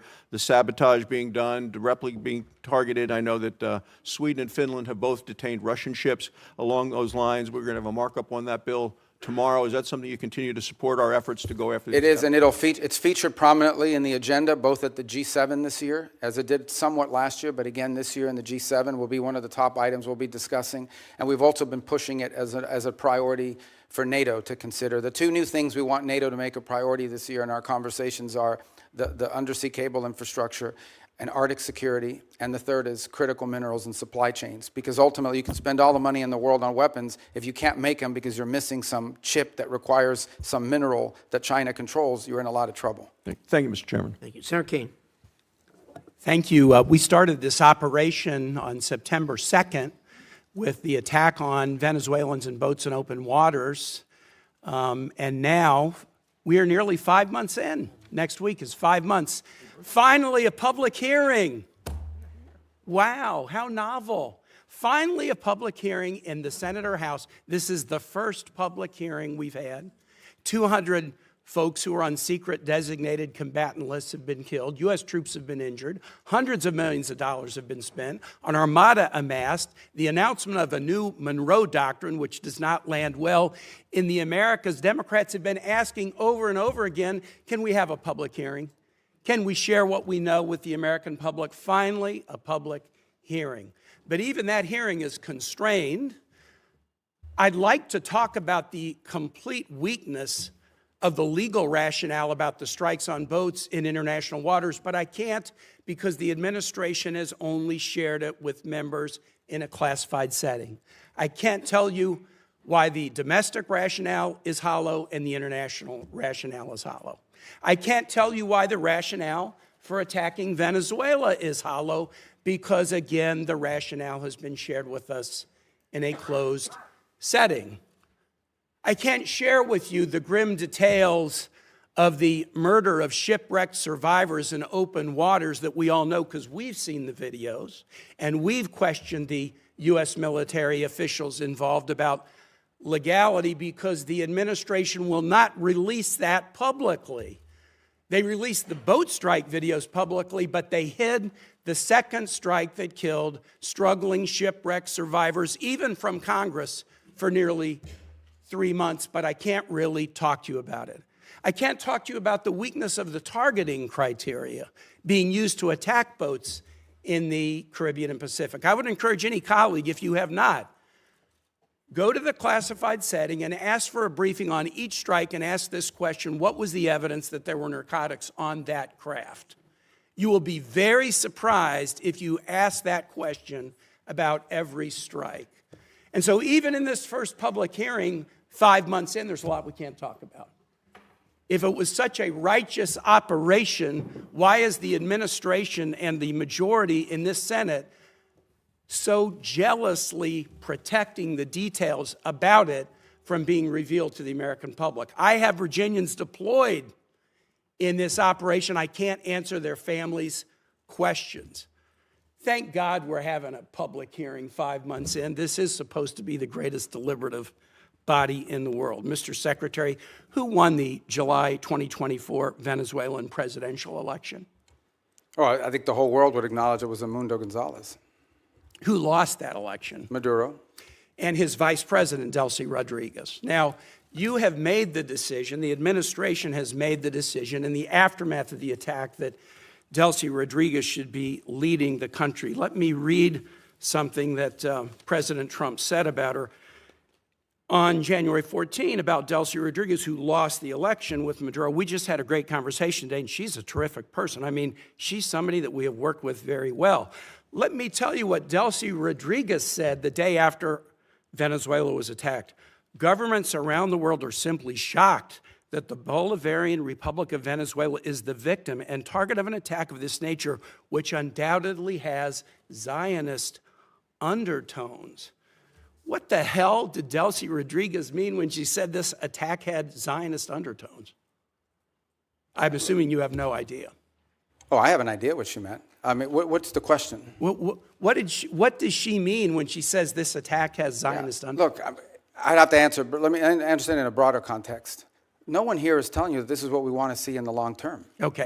This is not a campaign to leave in place the system that's currently in place. Let me switch. But we either let have, me- no, but I mean, the criticism of us is, all right, go ahead. No, go ahead. I'm ready to switch now to talk about somebody that you Thought know you raised well. an important point. If I can get back to it, I will. You know well and you respect well Maria Corina Machado. Here's what President Trump said about her, won the Nobel Prize in the aftermath of the attack on Venezuela. I think it would be very tough for her to be the leader. She doesn't have the support within or the respect within the country. She's a very nice woman, but she doesn't have the respect. What did President Trump mean by that? Yeah. First of all, I've known Maria Corina for probably 12 years, I know you 13 have. years. Have dealt with her probably more than as much as anybody on this committee has for certain. And I'll be meeting with her today, in fact. And we met with her a couple weeks ago. So here's the reality, though, and I think what the president was pointing to. And I think Maria Corina would acknowledge this. The only way I talked to her last week. Well, She's very disappointed in those comments, and so are Venezuelans in my state. Okay, well, she didn't share that with me or with us, but I would sell this to you. For the president is acknowledging is that today, as it stands, whether we like it or not, the elements of control in that country, the people with the guns, the people that control the guns and the institutions of government there, are in the hands of this regime. So we either, on the one hand, we're getting criticized. Some people are saying we don't want regime change. On the other hand, we're being criticized for not undertaking regime change. Mr. Secretary, what we're trying to trigger here is a process of stabilization, recovery, and transition to something where Maria Corina and others can be a part of. You and that's what we're working have for. respect for her, don't you? Sure. Okay, great. My last question is this. And so does the president, by the way. He met with her. They had a great meeting. And he actually spoke to her last week in my presence. Here's what he said after that meeting. We're talking to her, and maybe we can get her involved in some way. I'd love to be able to do that. Maybe we can do that. We'll set the terms for this Nobel Prize winner having a leadership role. Last question is this. You talked about the speech in Davos. Here's something the president said in Davos. I'm helping NATO until the last few days when I told them about Iceland. They loved me. They're not here for us on Iceland, that I can tell you. Our stock market took the first dip yesterday because of Iceland, so Iceland has already cost us a lot of money. The president repeatedly mistook Iceland for Greenland, right? We're not mad at Iceland. They haven't cost us any money. The president just mistook the two countries for each other, correct? Yeah, he meant to say Greenland, but I think we're all familiar with presidents that have verbal stumbles. We've had presidents like that before. Some made a lot more than this one. Nice try. Thanks. All right, thank you. I thought he did well. Let's see. We got Senator Paul. Our founders debated extensively over which branch of government should have the power to declare or initiate war. Virtually unanimously, they decided, and what was entered into the Constitution was that the declaration or initiation of war would be the power of Congress.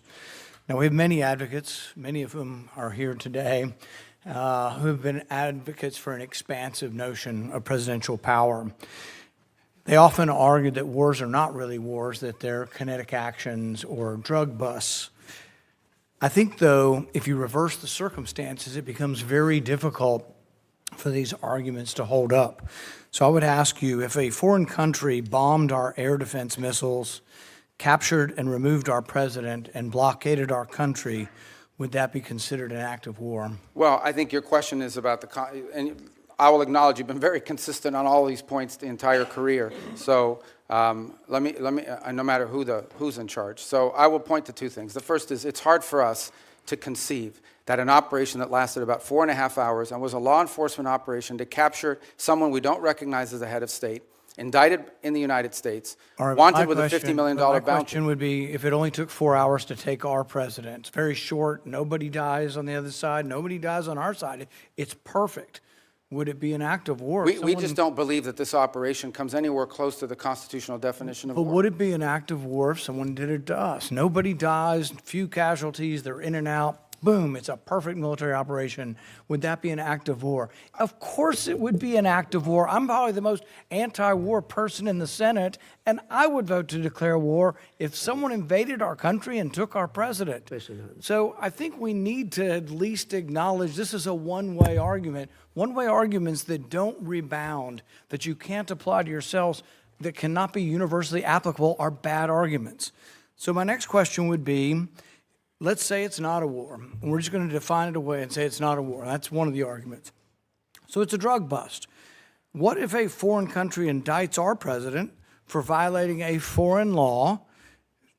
Should we extradite our president, or should we be okay if they come in and get him by force? Look, I think ultimately we're always going to act in our national interest. And so if somebody comes after our national interest, like the case you've described, which obviously does not exist at this time, but the case you've described, the U.S. always has the right to act in its national interest and to protect itself. So really I don't know about this equivalency. Well, does this justify them doing it? We're always going to do what's best for the United States and America. We're always going to protect our system. But the point isn't, and you're exactly right, we will act in our national interest and we should. So I'm not disagreeing with you at all. What I'm saying is, though, that our arguments are empty then. The drug bust isn't really an argument. It's a ruse. The war argument, not a war, is a ruse. It's not a real argument. And we do what we do because we have the force, we have the might, we do it because it's in our interest. So we wouldn't let anybody come in, bomb us, blockade us, and take our president. We've had arguments about legitimate, illegitimate presidents, bad elections, rigged elections. So there's all kinds of same arguments that we've had in our country that they've had in Venezuela. But we wouldn't argue for an indictment. And these things aren't idle speculation. I mean, Netanyahu's been indicted by the ICC. And one of the reasons I object to being part of the ICC, and I would say you and the administration probably agree, is we're not going to let any international council indict our president and arrest him somewhere on foreign soil. We're not going to do that. We actually, most of us probably object to indicting Netanyahu in that way as well. So I think the arguments are invalid. So we did get the legal opinion that Senator Kaine referred to, the OLC opinion, Office of Legal Counsel. And I think a lot of it's been released. Plus, they came to our caucus and talked most of the open about everything they had classified. So I will talk about at least one of the arguments. They say this war wasn't a constitutional war. Therefore, it doesn't rise to the constitutional notion of us declaring or having to initiate the war. It just doesn't rise. And one of their main arguments was not enough people died. And so there is some number that they aren't specific, but there is some number. I would assume, although I'm not positive, but the 50, 60,000 soldiers who died in Vietnam might be enough for them to call that a war. But here's the problem. It isn't the number, it's that it happens in retrospect. See, our founders gave us the power to initiate or declare war. They didn't give us other powers to execute the war. Those are left to the president. But if we have to wait to see how many people are killed, we have to wait, as they describe it, as the scope, nature, and extent. If we have to wait to see the scope, nature, and extent, the war has been going on for some time. It's hard to vote to initiate a war that's been going on. And we can say this war is over, but we're still blockading it, and we may go back in.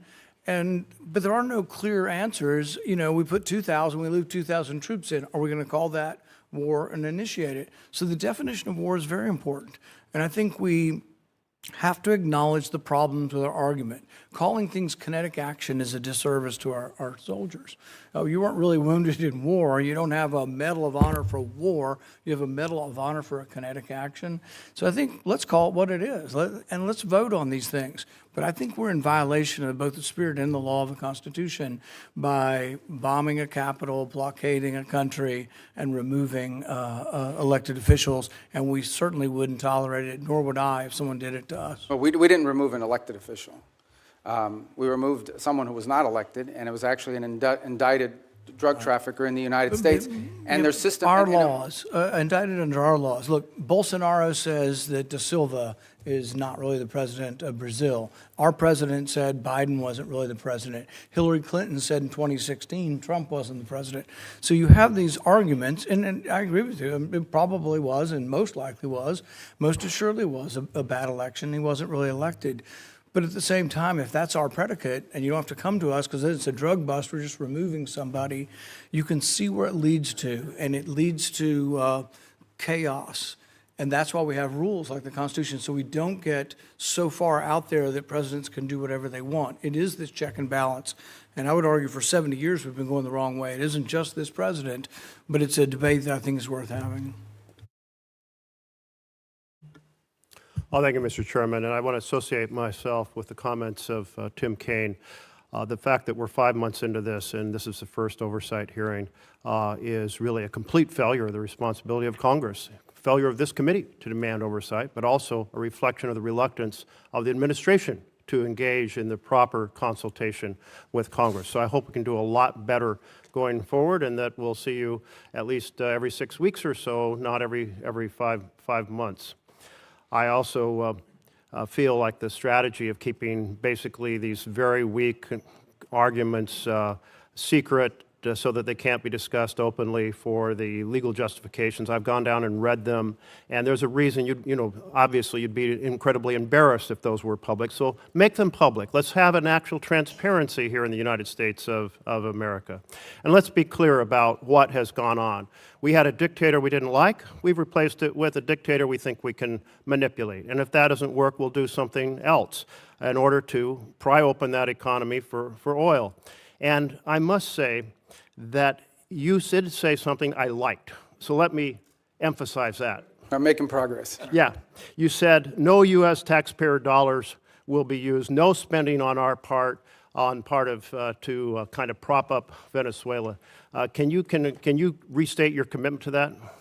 Yeah, they're not going to need it. For example, we're not spending money in Venezuela right now. I mean, obviously, look, I think you're putting aside embassy operations and all of that. And by the way, there may be some program through foreign aid that some of you might be interested in the future. We don't think that Venezuela is the kind of country that needs that. This is a very wealthy country. Thank you. I'm glad you restated that, because I think that we will see some moment when the administration says, let's subsidize our American oil companies to rebuild the infrastructure in Venezuela. And I must say that's a very unpopular idea among my constituents. I think America needs a lot of investments in infrastructure here.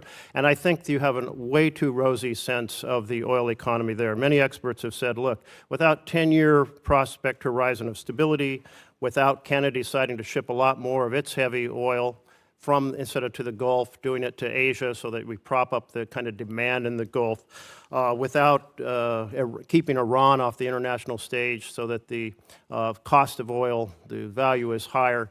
All of those factors would have to be there for our oil companies to want to invest their own money. So I think they'll be coming to the administration. I think you'll all be trying to find some way to subsidize them. But I'm glad what you said today, that you're not going to do it, and I want to hold the administration accountable to that. Second, on terms of the $500 million fund, $300 million, my understanding, has gone back to the Central Bank of Venezuela, and they have essentially exchanged it for bolivars to key industry players. I don't think we have any transparency on what corporations or entities got that hard currency, and yet you did say there's going to be a lot of transparency. You also said, if I understood right, that those funds are eventually going to be brought back into the structure of U.S. control as part of our, formal structure of funds. And in that sense, the Constitution says no money shall be drawn from the Treasury but in consequence of appropriations made in law. So are you going to make sure that if that money comes back into kind of full U.S. control, not an offshore account the way it is now, that we're going to abide by the Constitution? Third point here is that one of the things that transpired is cutting off the oil to Cuba. And I know you have a strong interest in making life difficult for the leadership in Cuba. Can you lay out for us what other things you might be planning in that regard and how those fit into an overall plan? Yeah, well, I'll try to do that in a minute. Let me just say on the rosy projections of oil, it's not rosy projection. I mean, it's either going to happen or it's not. In essence, oil, there's no world in which the United States is subsidizing investment in Venezuelan oil. It's very simple. Oil company will go in and say, okay, this is the oil you have. This is how much it's going to cost us investing on the front end to one end make money pay back our investment plus a profit at the back end, and then depending on the terms of that investment, they'll make a decision about whether it makes sense for that or not. Right now, what you have in Venezuela is a corrupt and broken oil company run by the government that basically takes this money, doesn't reinvest in it at all, and basically sprinkles it to its people to keep the glue that keeps the regime together. We want it to become a normal oil economy. That's what the ultimate goal is here. And in a normal oil economy, companies are going to go in, they're going to look at Venezuelan law, they're going to look at Venezuelan authorities, and they're going to make a determination about whether or not it's worth their investment. And that's the normalization process that we're talking about. That's going to be up to them if they want to have a normal oil economy as opposed to one that is basically used as a way to feed graft in a very inefficient way, but they didn't care about that. If they do it the right way, we think it has great promise and potential over the long term, especially because these investments take a long time. But the U.S. doesn't have to put any money to encourage companies to go in and invest, nor is there any interest in doing so.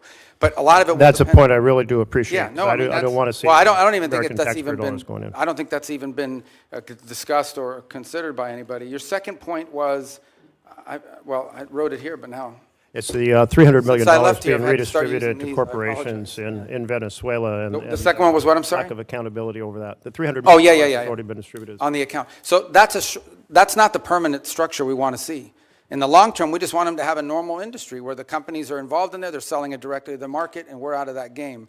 What we're talking about now is the sanctioned oil, the oil that's under our sanction. So we have to monitor how that money moves. So yes, the first $300 million moved for the following reason. We would all agree we didn't want to see systemic collapse.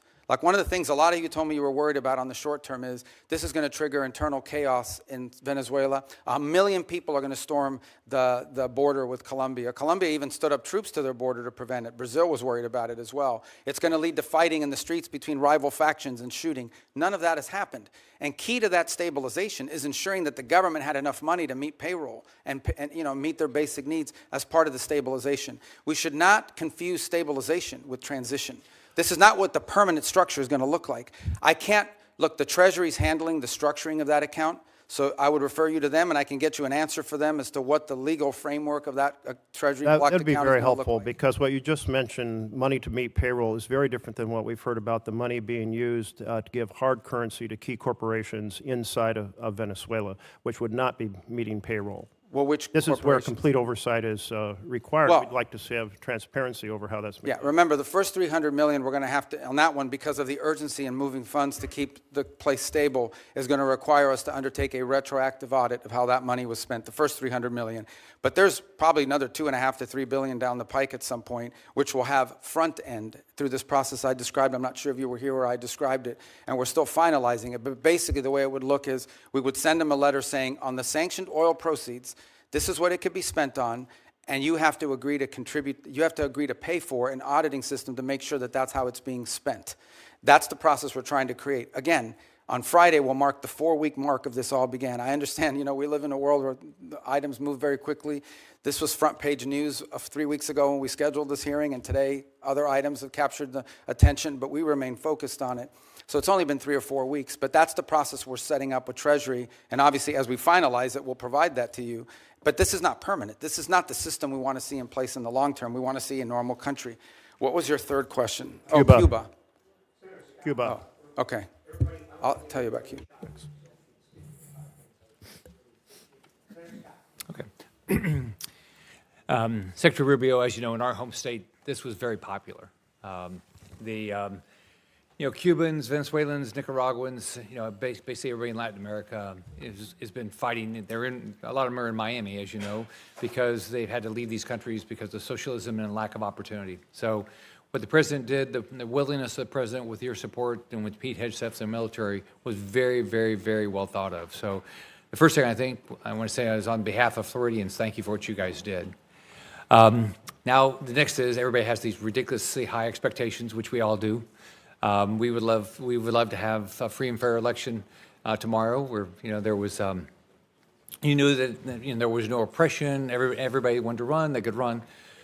So, tell us how should Venezuelans and Cubans and Nicaraguans look at this, and how patient should they be, and what would be the sort of the milestones you would give them to look at to say we are making progress? Well, first I would remind everybody, let's just go back 6 months, 8 months, a year ago at this time. The Venezuelan challenge for us was frozen. was a frozen situation. We had a regime that was entrenched. Its opposition was either in hiding or had been forced overseas. Edmundo Gonzalez lives in Spain. Maria Corina is no longer, she's very brave. She stood there as long as she could, but she had to leave. The others are in jail. They were increasing their relationships and outreach with Iran, and currently have existing ones with Russia, Cuba, and China. And other than more sanctions and more speeches and more threats and whatever, it was a frozen situation. Now, for the first time in literally a decade, there is the opportunity that something could change. There's not the guarantee that something will change, but there is the opportunity that something will change. We have changed that dynamic, which goes back to the question that Senator Merkley had about Cuba. What we are looking for is the opportunity for a change in dynamic. That's a country that's been backwards. It has no functional economy. The people, you can call them Marxist, we can call them communist, but not even Lenin would recognize this version of communism and Marxism that they've instilled in Cuba. It's an economic model that hasn't worked anywhere on the planet. The suffering in the rural areas of Cuba are acute and they're deep. And it's not because of the embargo, it's because they don't know how to run an economy. How is it the fault of the US embargo that Cuba, one of the world's largest sugar producers, now imports sugar? Because no sector of their society works. It's frozen and it's broken.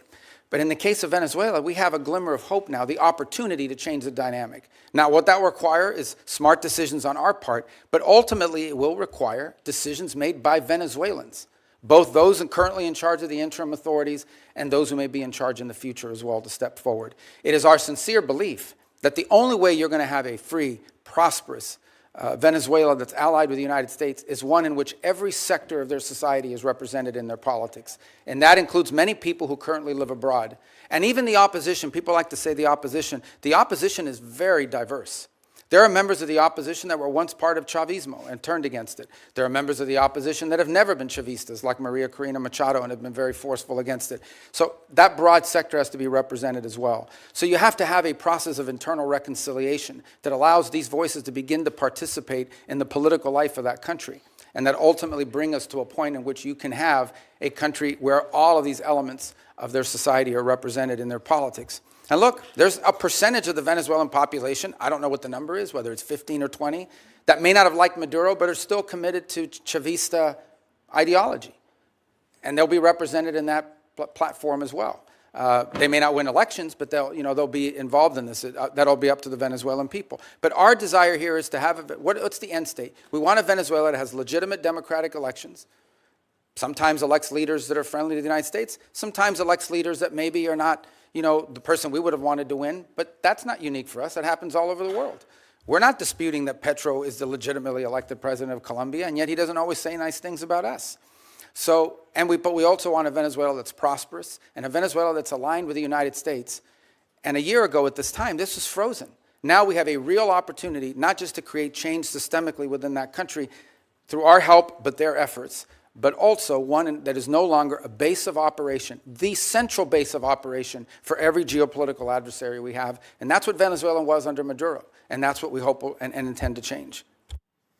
So would you, if you're a Venezuelan that lives in Miami, so what you would say is that you're working hard. There's a lot of variables outside your control. But you'd say right now, political prisoners are being released, never fast enough. The oppression is being reduced, not fast enough. Opposition leaders are speaking up more and more. So we're making progress, and you're going to continue to control the oil to make sure that, that we continue down this path. What I would say is that we share the same goal and the same outcome we want for Venezuela. And the question is, we have to do it through a realistic process and it has the highest chance of success. Okay, the way to view it, if you use the medical analogy, is this is a critically ill patient that has suffered some very serious things. They've broken their leg, but they also have a ruptured, spleen or something. You've got to deal with the life-threatening first before you deal with a broken leg. And even when you deal with a broken leg, there's going to be a period of rehabilitation. You don't just go from having your leg repaired in a surgery to running on a treadmill the next day. There's going to have to be a process here.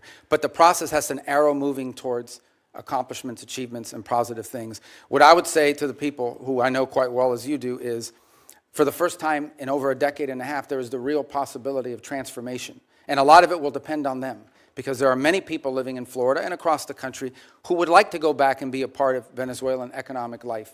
Many of them are eager to do so. And they're going to need them. Venezuela is going to need them to come back and rebuild the businesses that were taken or lost and engage themselves in both civic and economic life. But again, I remind everybody, on Friday will mark the 4 weeks since this happened. I get it. We all want like something immediately, but this is not a frozen dinner you put in a microwave and in 2.5 minutes it comes out ready to eat. And these are complex things, and we've seen this play out. I've used the example of Paraguay and Spain. There are others where there's a transition from autocracy to democracy. It's not linear. It's, in some cases, there are ups and downs along the way, but it's trending in the right direction so far, with the recognition that more work needs to be done. Thanks for your hard work. Senator Booker. I just want to start by saying what's plain, frankly, be plain to Senator Rubio and plain to members here, is that it should not have taken this long to have this hearing. Fundamentally, we have a crisis, I believe, in our democracy right now, which is the failure of Congress to do its job, to provide checks and balances, oversight, to provide the kind of constitutionally mandated work that we should be doing to keep a balanced government.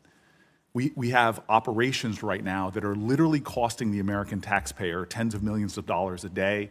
The buildup in the Caribbean alone is hundreds of millions of dollars a month, but we're not providing that kind of oversight that's necessary. So from our power to the purse, to our important work of providing a check and balance to an administration, what we're seeing right now is unacceptable and speaks to what I think is a growing constitutional crisis in our country, which is a Congress that is just lying down for the administration to do whatever it wants, whenever it wants. I want to pick up on my colleague's questioning because I actually know from years of conversations with you your heart about human rights in countries like Venezuela, Mr. Secretary. And you issued a travel warning, a level 4 travel advisory from your department's website that says, right now in Venezuela, there's a high risk of wrongful detention, torture, terrorism, kidnapping, arbitrary enforcement of laws, crime, and more. And when we hear from the president that he is in charge, that you all are running this government to that extent, I have a lot of concerns when it comes to the rampant human rights violations that are persisting. Cabello is Maduro's key hardline enforcer. He's continued to intimidate and suppress Venezuelan voices. He remains in control of Venezuela's security forces, security services, the colectivos. We're seeing extraordinary examples that the constant oppression of the people is continuing as these folks are remaining in control of the country.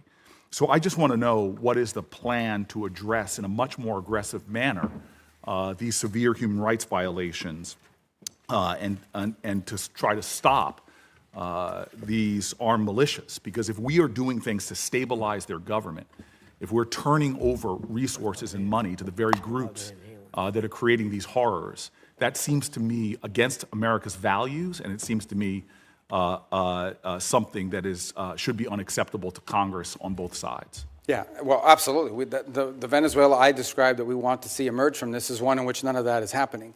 If you think about travel advisories are us imagining worst-case scenarios. We have a duty to warn American citizens when they travel to a place that does have a history of Americans being arrested, of Americans being taken. And they may be taken by a deliberate action of a government or entity related to the regime. They may be taken by criminal gangs that control parts of that society. For example, they have these colectivos, as they're called, which basically are these armed motorcycle gangs that are allowed to act with impunity in return for their support for the Maduro regime in the past. You have the ELN and the FARC and other drug trafficking organizations, including Tren de Aragua, that are involved. Again. So these are real risks that we have a duty to warn Americans, because here's what we didn't want to see, and I don't mean to interrupt you. We have this announcement that Maduro's been taken. All of a sudden, people conclude, oh, he's gone, let's flood over there, let's all go over there, and we could expose people to dangers. But this is the hypocrisy that I see. At the same time that you're issuing these human rights cautions about what's going on there for Americans, you have a president that's lifting temporary protected status for Venezuelans. Many of them are individuals that have lived in our country for years, if not decades.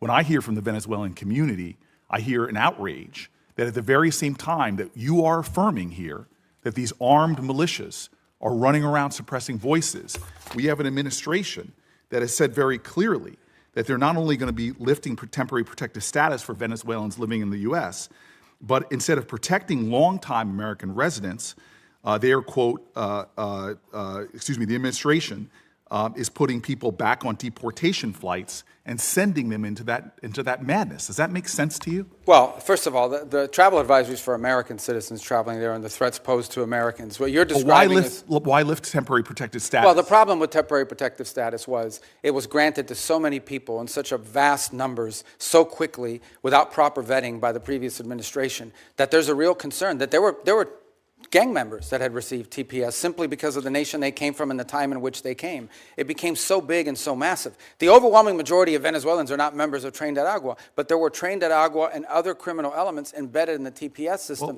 And the numbers were so large that the administration felt it had to cancel the program in order to appropriately vet it through on the individual cases. Excuse me, Mr. Secretary, this might not surprise you. I don't trust this administration and the way they use terms like terrorist. I've seen them calling American citizens domestic terrorists who are people trying to peacefully protest. The problem we have right now is the administration continues to make policies that seem to contradict their words, and yet we don't have a process in place for Congress to do its job because people are not calling folks in for these hearings and not providing the kind of oversight that we need. It is very frustrating to me that we still have a repressive regime in power in Venezuela suppressing human rights, yet we are cooperating with them, we are funding them, and we're not calling out the ridiculousness of the violence that's going on there. At the same time, we're taking people who have lived in our country for years and years and years and sending them back into that hell where they can be targeted, where they can be abducted, where they can be held for hostage because they know they have American family members that are still here. This is a situation ripe for where we are being complicit in continuing human rights violations, and that needs to stop. And I thank you. Just on 2 points. We're not cooperating with them to continue doing what they're doing now. We're cooperating with them to transition away from what's happening now. And as I said, we're not even 4 weeks into this thing. And if it continues to look like this in 6 months, 9 months, a year from now, if progress isn't being made, we'll have very different feelings about it. But what we're cooperating on is not the continuation of what's happening. It's a movement away from all this and transitioning ultimately to something that looks nothing like this. That's the goal. But it's been less than 4 weeks. I mean, we think we've made substantial progress in a very short period of time, but I acknowledge we want to make a lot more progress. This is not the end state that we want. Senator Corner. Mr. Secretary, I want to expand a little bit on the question that Senator Barrasso raised about Venezuelan oil. But primarily what I want to do is focus on something that's come to be known as the shadow fleet or ghost fleet of Russian and Iranian oil that's been used, that's subject to sanctions, which has, with the complicity of Venezuela, been used to evade sanctions to help fund the Russian war against Ukraine and help Iran remain the #1 state sponsor of international terrorism and fund its proxies, which have been responsible for so much death and misery in the Middle East. So it strikes me that Venezuela, even though it has a lot of oil, has been more involved in trying to assist its allies, namely Iran and Russia, in circumventing these sanctions to help them fund their nefarious activities, both in the Middle East and in Ukraine. But obviously, they're also a source of additional energy which is needed by China. Can you help us understand that better? And is the law enforcement operation to arrest Nicolas Maduro and the current status of our engagement with Venezuela helping us deal with that ghost fleet or the evasion of sanctions? Yeah, on the first point, on the second point, absolutely it's helping us deal with it because it's a complex situation to describe. The oil in Venezuela we all think is under the control of one entity, and some of it is, but you literally have a place in which certain individuals, the glue that held the regime together was corruption and graft. Like people said, I'm supportive of this regime, and they didn't, not because they like Nicolas Maduro, but because Nicolas Maduro set up a system that guaranteed them a profit. Some people were making that profit from drugs. Some of them were making it from stealing money from their food program called CLAP. Some of them were making their money from an oil field that was literally given to them in exchange for buying them their loyalty. Some were making their profits from all three, and other activities. So there's no doubt that his removal has created the conditions to begin to move away from that. That's why we sanction their oil.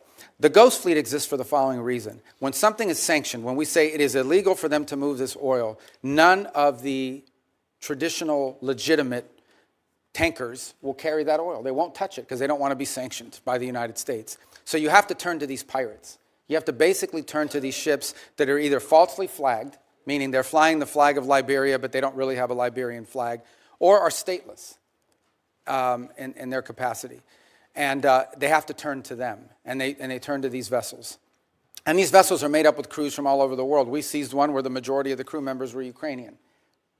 We've seized others, the majority of them are Russians, and a mix and what have you.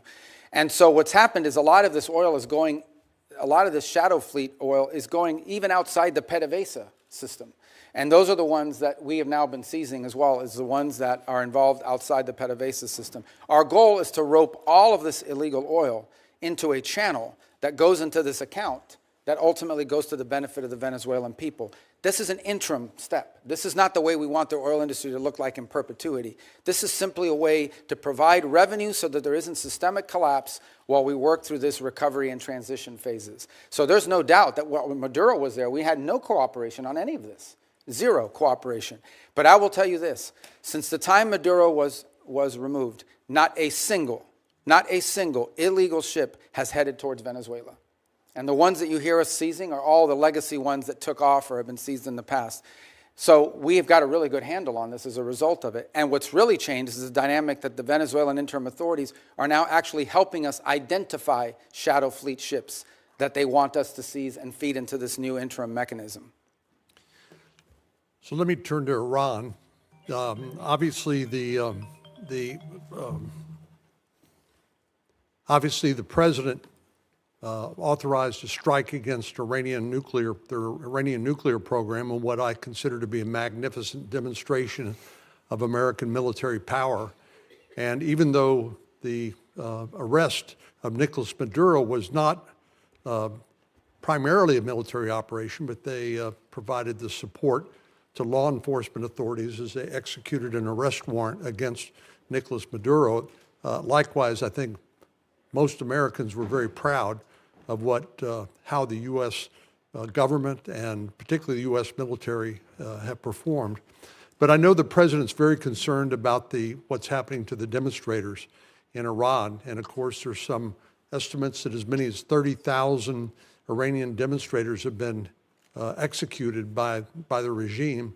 But I know the president's being presented with a range of options. We notice a lot of movement into the region by our Navy and other authorities.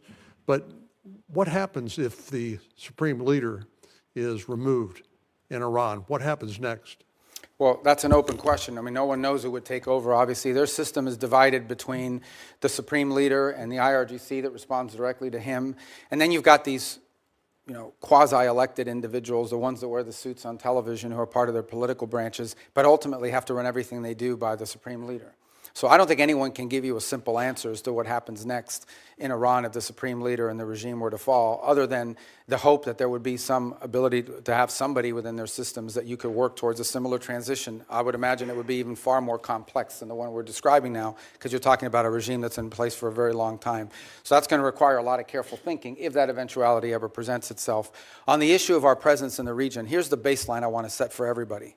The baseline is this. We have 30 to 40,000 American troops stationed across 8 or 9 facilities in that region. All are within the reach, theoretically, not theoretically, in reality, all are within the reach of an array of thousands of Iranian one-way UAVs and Iranian short-term ballistic missiles, short-range ballistic missiles that threaten our troop presence. We have to have enough force and power in the region, just on a baseline, to defend against that possibility. That at some point, as a result of something, the Iranian regime decides to strike at our troop presence in the region. The president always reserves the preemptive defensive option. In essence, if we have indications that, in fact, they're going to attack our troops in the region, to defend our personnel in the region.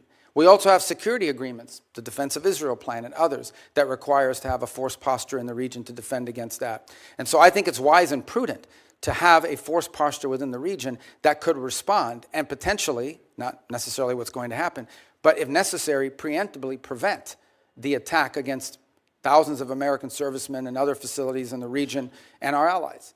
I hope it doesn't come to that, but that's, I think, what you're seeing now is the ability to posture assets in the region to defend against what could be an Iranian threat against our personnel. They certainly have the capability to do it because they've amassed thousands and thousands of ballistic missiles that they've built. Despite the fact that their economy's collapsing, they keep spending money on that. Thank you.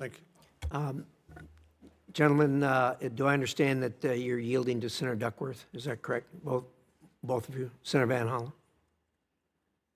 Are you going to yield to Senator Duckworth? Okay. Senator Duckworth. I thank my colleagues. My daughter has dental surgery, so they're being very kind so I can get her through that. Thank you. Mr. Secretary, last March, the President invoked the Alien Enemies Act, a notorious wartime law last used for Japanese internment. He said that he was responding to the Maduro regime's supposed invasion or other acts of war against the United States. But in recent weeks, you, the Department of Justice, and our friends across the aisle have repeatedly said that we are not at war with Venezuela. Secretary Rubio, if that is true and we are not at war with Venezuela, will you advise the President to rescind his invocation of the Wartime Alien Enemies Act? Well, that was a mechanism to remove people from our country that prevent grave danger. So, for example, we know for a fact that Tren Agua is a very dangerous gang. In fact, I believe, if I'm not mistaken, I may have been the first member of Congress. This is a wartime act, Mr. Secretary. Well, are we currently at war with Venezuela? No, we're not in a state of war in Venezuela. Okay, the Supreme Court has described the Alien Enemies Act as a wartime power, our Supreme Court. And before now, the Alien Enemies Act was only invoked during the War of 1812, World War I, World War II, when it was used to intern thousands of innocent civilians. Are you really arguing that the President should be able to wield an internment law? No, but we're talking about two separate things here. So you're talking about the state of Venezuela or are describing the regime. And we're talking about, but what the President designated. Invoked the Alien Enemies Act. I know, Senator, but let me be clear with you. No, but what the President was talking about are these gangs that have, and these narco-trafficking groups that are waging war on the United States. There's no doubt. These groups have waged war on the United States. They have waged, for example, Tren Agua is not just a criminal gang presence in our street. It is a criminal gang directly responsible for narco-trafficking. The Trump administration has acknowledged that the vast majority of the men it rounded up and deported to torture under this law had no criminal records whatsoever. We didn't torture anybody. Over 75%. Who did we torture? We haven't tortured anybody. We've arrested people that are members of gangs and we've deported them. We don't want gang members in our country. Investigations have found that many of the men were here legally. If the administration is willing to lie about who it's targeting under this law, what protections do totally innocent people have against abuse? Again, I want to ask you, will you advise the President to rescind his invocation of the Wartime Alien Enemies Act? No, of course not. I mean, these are people that are threats to the national security of the United States. But I've described this in hearings in the past, including before you guys. So you're saying that we're at war? We are absolutely. When it comes to narco-trafficking groups and criminal gangs that are targeting the United States for criminal activity. We're in a state of war. There's no doubt about the fact that we're confronting them in a warlike setting because they're waging war on us. And do the Geneva Convention They're waging war against us and they're enemy combatants as a result of it. And the fact of the matter is that we are confronting these irregular groups, and that's one of the great challenges of the new century in this hemisphere in particular, is that these non-state actors who possess state-like capabilities in terms of their weaponry pose a grave danger to the United States. I don't think any American would dispute that we have cartels that pose a threat to the national security of the United States. With all of the other laws of when it comes to warfare. I mean, you're saying that he can invoke this wartime power. No, I'm saying, you're asking me, I'm here to discuss foreign policy and what's in the realm of the Department of State. Well, I think your questions are better directed to the Department of Justice. Enemies Act, but I would tell you that. Which is a wartime, which is something that but you're asking me a question that's, can be invoked during wartime. But you're asking and it's me a only question been invoked during the War of 1812, World War I, and World War II. You're it's only been invoked me a 3 times, and this President is invoking it. Okay, you're asking me a question about the domestic application of a law that's best directed to the Department of Justice. No, it is because you're asking me something to opine on something that's in the realm of the Department of Justice in terms of its domestic application. I can tell you that the United States is most certainly confronting terrorist and criminal organizations operating in our hemisphere that pose a grave danger to the United States. Anyone who believes that gangs that flood our country with fentanyl or cocaine are not threats to the United States is not living in reality and certainly does not reflect the opinion of most Americans. The President already said that he was ready to put American troops in Venezuela again. So we're at war right now. So if things don't go well with the Chavistas you've empowered, when did the President say he was going to put troops in Venezuela? A military option, putting you. What is your criteria for returning to a military option and putting boots on? Well, I don't recall the President saying he was going to put troops in Venezuela. Where did he say that? I'm asking you, what are your... But that's what you said. I didn't remember the President has already said that he was ready to put American troops in Venezuela. No, I think the president has said that he retains the right as commander-in-chief to protect the United States against any imminent threats. Maybe that involves troops, maybe that involves air power. We hope, but we don't anticipate that being the case in Venezuela. I worry that you're playing fast and loose with our nation's Well, I just gave you military. testimony and here. let me just say, I just want to conclude by Yeah, saying, but I just gave you testimony of how well things are moving forward, not as fast as but everybody you would like. also said So that why- in 6 or 9 months, if things don't go well, you're going to have to do something else. And the president's already said that he's not ruled out the military option. And you've also just said that, yes, we are at war. The president has But wartime every powers. president retains so the power to use military to it's reasonable for me protect- to ask you, And I gave you a very specific example. Every president retains the right to defend the United States against an imminent threat. Yes, if there are just give you an example, Iranian drones deployed in Venezuela that could threaten the United States, we most certainly will address that, even if it's located in Venezuela. But we hope we don't get to that point. We don't expect to get to that point. I don't think that we're not trending in that direction. That's a fact. But that said, on the the one people hand, of America people are here worried that unhappy this we're is a president cooperating who with engages Venezuela. in yet On the other hand, another they want us to forever go to war, with Mr. them. Secretary. What's We that? don't need to be in another forever war, and that is the path that we are going towards. And let me just say, Well, how are we let me going towards a conclude- let me forever just- let war me if we're just dealing with conclude. we're Well, dealing you're with not Delcy ruling out a Rodriguez every military day? option. You're not going to ask him to rescind his invocation of the Alien Enemies Act. That puts Americans in jeopardy. And let me just say something about the president's recent comments about NATO allies. When I served in Iraq, there were Polish forces there with us. There were British forces there with us. There were Spanish forces there with us. I personally landed in Elzi, España, which came under direct attack by insurgents. Polish troops who have worked with the Illinois military, with the Illinois National Guard for 30 years, died in Afghanistan, Mr. Secretary. All the president so I just wants want is for NATO to is have that more our NATO capabilities. allies have stood beside us. He wants our allies to and have more we NATO. need to maintain the strength of that alliance. I get it. yield All back. the Senator, your president wants is our time's allies. up. Not making much progress here. Well, let me just very say, the much. president Let's- just wants our allies to have more capabilities to be involved in operations like that, God forbid, in the future if necessary. That's not what an he said. unreasonable He said request. that they stayed a little behind, and they certainly did not come to our defense. And Well, which not they every did. country in Europe, not every country in NATO participated in those missions. Some did. Denmark suffered some of the greatest military casualties. There's no doubt that many of our allies have stepped forward and provided assistance to us, and there are many others that simply don't have the capability to do it now or in the future. That's not what the president said. So Senator that's what he Lee, was pointing to. Thank you, Mr. Chairman. Thank you, Secretary Rubio, for being here. I also want to thank you for reaching out to me the night of the execution of the arrest warrant against Nicolas Maduro. I could tell when we talked that you had been up all night, and it was kind of you to reach out to me and describe what had happened that evening. I've long been a believer in the fact that the United States has been abundantly blessed by geography. God and nature's God have blessed the American continent with two vast oceans, one to our east, one to our west, that have protected us from the old powers of other parts of the world. We should use those to our advantage. At times in our past, we have somewhat neglected the Western Hemisphere in recent decades, and I'm pleased that you and President Trump have been refocusing on the Western Hemisphere. As we look at burden sharing in other parts of the world and pivot some of this focus back to our own hemisphere, tell me what that looks like. Tell me what it looks like to orient some of our burden sharing toward our own hemisphere. Well, I think you're seeing some of it now. Look, our hope is eventually not to have a military presence of the kind you've seen in the Caribbean to deal with this very acute matter. But the truth of the matter is that it was surprising in the first place, right?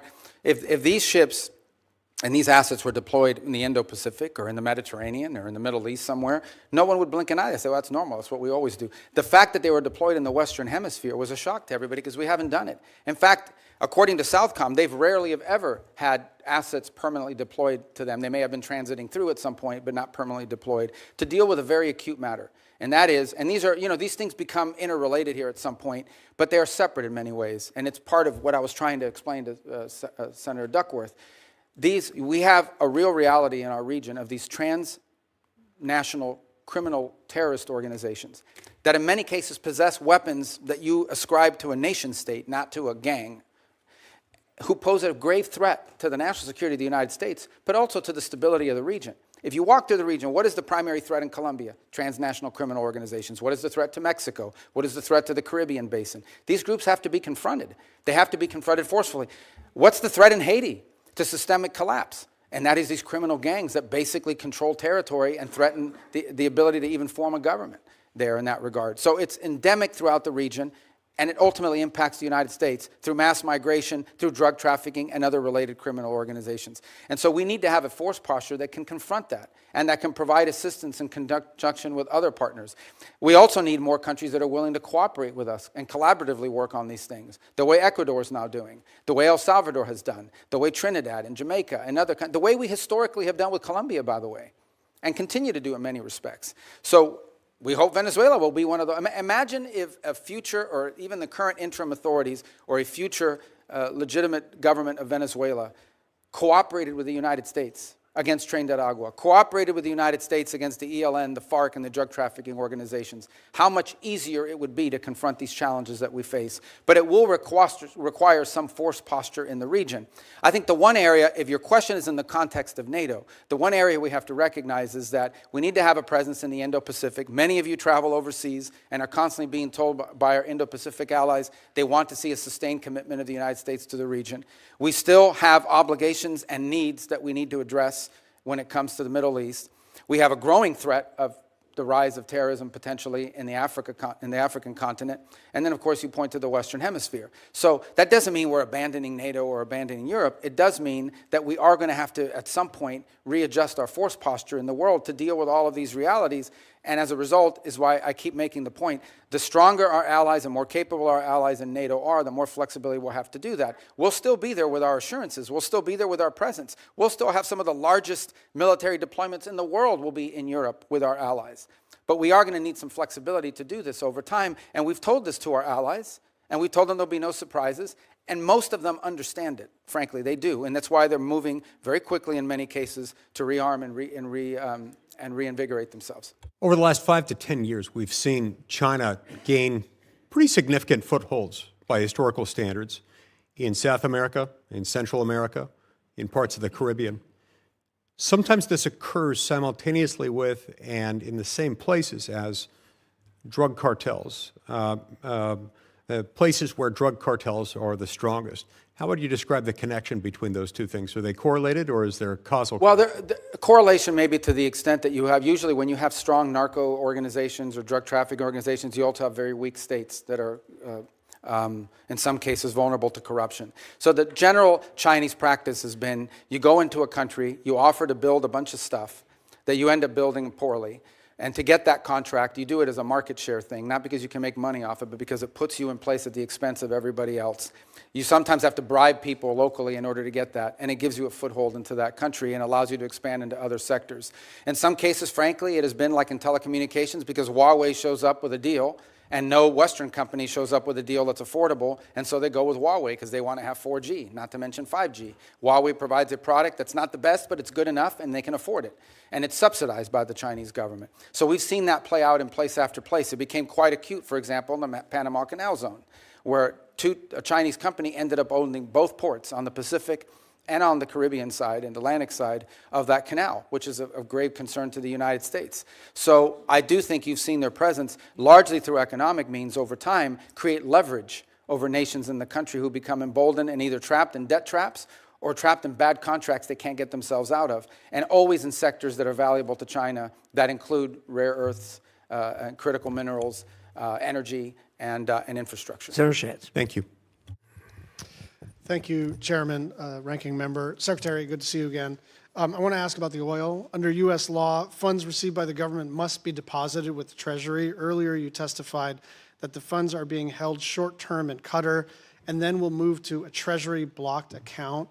What is the statutory authority for the administration relying on Qatar to hold the funds? It's not our funds. The funds are in an account that's owned and signed.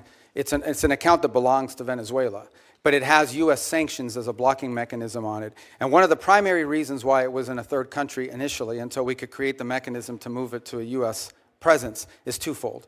One, we have an issue we're working through on recognition. What is exactly, you have to recognize a government, but we don't recognize this government. We recognize the 2015 National Assembly. So we have to find some creative way legally to meet that standard. The other is, frankly, creditors. If any of that money touched a U.S. bank, even if it was an account in the name of the Venezuelans, it would immediately be seized upon by a number of creditors who eventually will have to take care of. But in the short term, that would impede the ability of the Venezuelan authorities to receive the funds they need to operate. So do you have I mean, this is what I'm trying to get at, right? Either it's American money, in which case it's subject to the Miscellaneous Receipts Act, and there are all kinds of things that attend to that. You're saying it's Venezuela's money, but it does sound like, according to the EO, according to the president's statements, you are in charge of that money. What authority are you relying on to be in charge, almost in a sort of receivership kind of arrangement, of how funds are both received and expended for a foreign country? Like, wouldn't you have to come to Congress to establish that kind of relationship? Well, no, because the money never enters our hands. We only control the disbursement of the money. We don't control the actual money in the sense of, like, it comes into our bank account. Do you think that you have somewhere in the statute or the Constitution the authority to control disbursements of a foreign country? Well, they've agreed to this, and that's the key. They've agreed to this arrangement in which the sanctions that are placed on this oil is what blocks its distribution. So we've agreed to release sanctions and allow the disbursement of the funding as long as they're spending it in a certain way. So I understand it's novel, but it's the best we could come up with in the short term to ensure that they're... Is there a written agreement that memorializes this?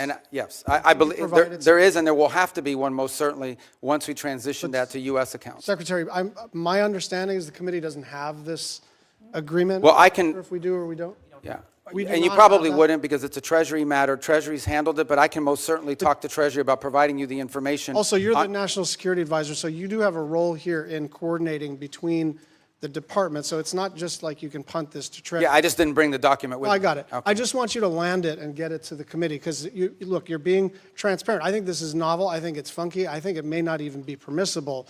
But I don't know until I see the document, and I'd like you to just land it for us, if that's all right. Yeah, no, like I said, and by the way, by the time I get it to you, hopefully we won't even have that account anymore. It'll be in a bit more traditional, where we can use our sanctions as leverage on how the money's being spent. I'm just going to move on to a couple of other issues. Your comments that Havana should be concerned about the Maduro operation is fueling speculation that this administration will turn its sights to Cuba next. Will you make a public commitment today to rule out U.S. regime change in Cuba?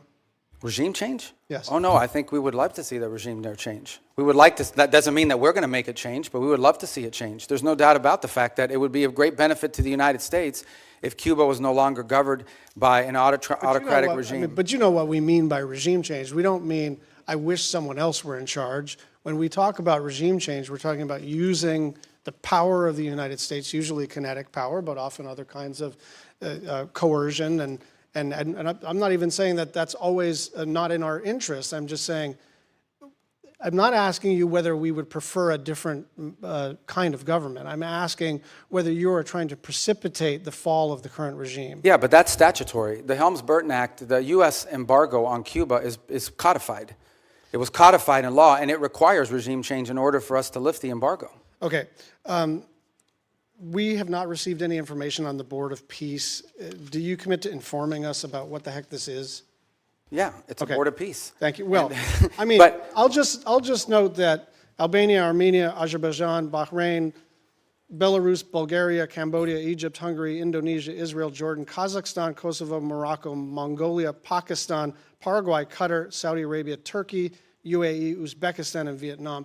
There are a lot of countries with whom we normally work very closely and with whom we are aligned geopolitically and in terms of values that are not on the Board of Peace. And so I think it's reasonable for us to wonder whether something in terms of a, I don't know, competitive structure to sort of either undermine the UN or circumvent the UN. I just worry that a lot of our friends are not on that list, and some of our adversaries are. So to 2 points. The impediment that they have is, first of all, it was chartered by the UN. I mean, the UN, it's a UN resolution that actually created the mechanism by which the board was set up. And the primary and sole focus of that board right now is to administer phase 2 and phase 3 of the plan in Gaza. Okay. And we welcome, all these countries have been invited. Some in Europe have chosen not to join it, either because they have constitutional They require constitutional approval of their parliament in order to join, depending on some leaders. Like, for example, I'm thinking there are a couple countries in Europe that could not join until they got permission from their vote. In other cases, because they are concerned about what you just pointed out, they argue and they want to know, is this a replacement for the UN? This is not a replacement for the UN, but the UN has served very little purpose in the case of Gaza, other than the food assistance. Can I just and move so we on think it's to- critical to have something that's in charge of that. One final 10-second question. We are hopefully about to enact appropriations law either this Friday or soon after that. And I just want your commitment to work with my team and anyone else who has jurisdiction on the implementation of the SFOPS bill. Yes, of course, and we're very happy you're about to pass it. Even if you pass none of the other budgets, you should pass that one. Thank you, I agree. You could have gone a little further than that, Secretary. Senator Curtis. Thank you, Mr. Chairman. Thanks, Mr. Secretary. Thank you for your service. You and I overlapped in the Senate by only a couple of days, and as a result, I've only had the luxury. Those were my 2 best days in the Senate, probably. As a result, I've only had the luxury of watching you from a distance, but I will tell you unequivocally, I'm grateful for your role. I believe unequivocally that you and President Trump have made the world a safer place. I push back on the false narrative that we're not respected. I think we're respected far more than we were around the world, and so I'm grateful for that. I don't know how you get around the world the way that you do. You must have some type of superpower, and I'm grateful for the time you've spent with us this morning. Now, all of that said, I do have a basic concern that I'd like to raise with you. I now chair the Western Hemisphere, which you previously chaired, the subcommittee. And I'm often struggling to get briefings, clear information, or meaningful cooperation from the administration and the State Department. Let me give you 3 specific examples. I suspect most of these are out of your visibility, so I want to bring them to your attention. Senator Kaine and I, who's the ranking member, tried to do a hearing on Venezuela late last year. We were told the State Department would not participate in that hearing. I'm trying to put together a hearing right now on the prioritization of the Western Hemisphere, which I think would be very helpful to the administration, and we're struggling to get the State Department to participate in that. I couldn't get a briefing on the drug boat operations until the Kaine War Powers Resolution, and then all of a sudden we got a briefing, but I didn't get that because I was the chair of the Western Hemisphere. And I want to be clear, I support what's happening with Maduro and what's going on there, but I do think the administration could get Congress to be a better partner by informing us better. And from my perspective, I'm struggling to see that, and I would ask you, if you were the chair of the Western Hemisphere, would you be okay with that from the State reaction like that from the State Department, and what would you suggest I do? Yeah, no, look, I think one of the challenges we face, particularly on Venezuela, on the prioritization on the Western Hemisphere, you'll get that briefing. I don't know why they said you haven't been able to get it, but we can figure that out pretty quickly.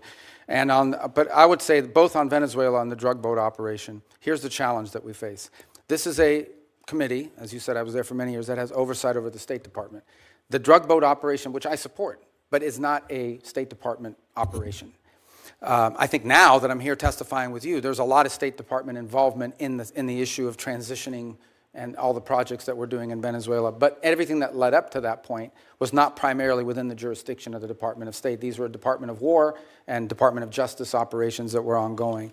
And so for us to struggle in those cases would be to provide you witnesses that could say anything meaningful on a topic that was largely from an interagency perspective in the realm of other agencies. Now, if you were in some of the other committees, I don't know if they've got those hearings, those that perhaps can tell you that are on armed services and the like. So I think that was the struggle both in December with a hearing on Venezuela policy, and again now and with the drug boat one. On the issue of the broader context of our priorities in the Western Hemisphere, I think that's something we most certainly can and will provide because it features prominently in our national security strategy.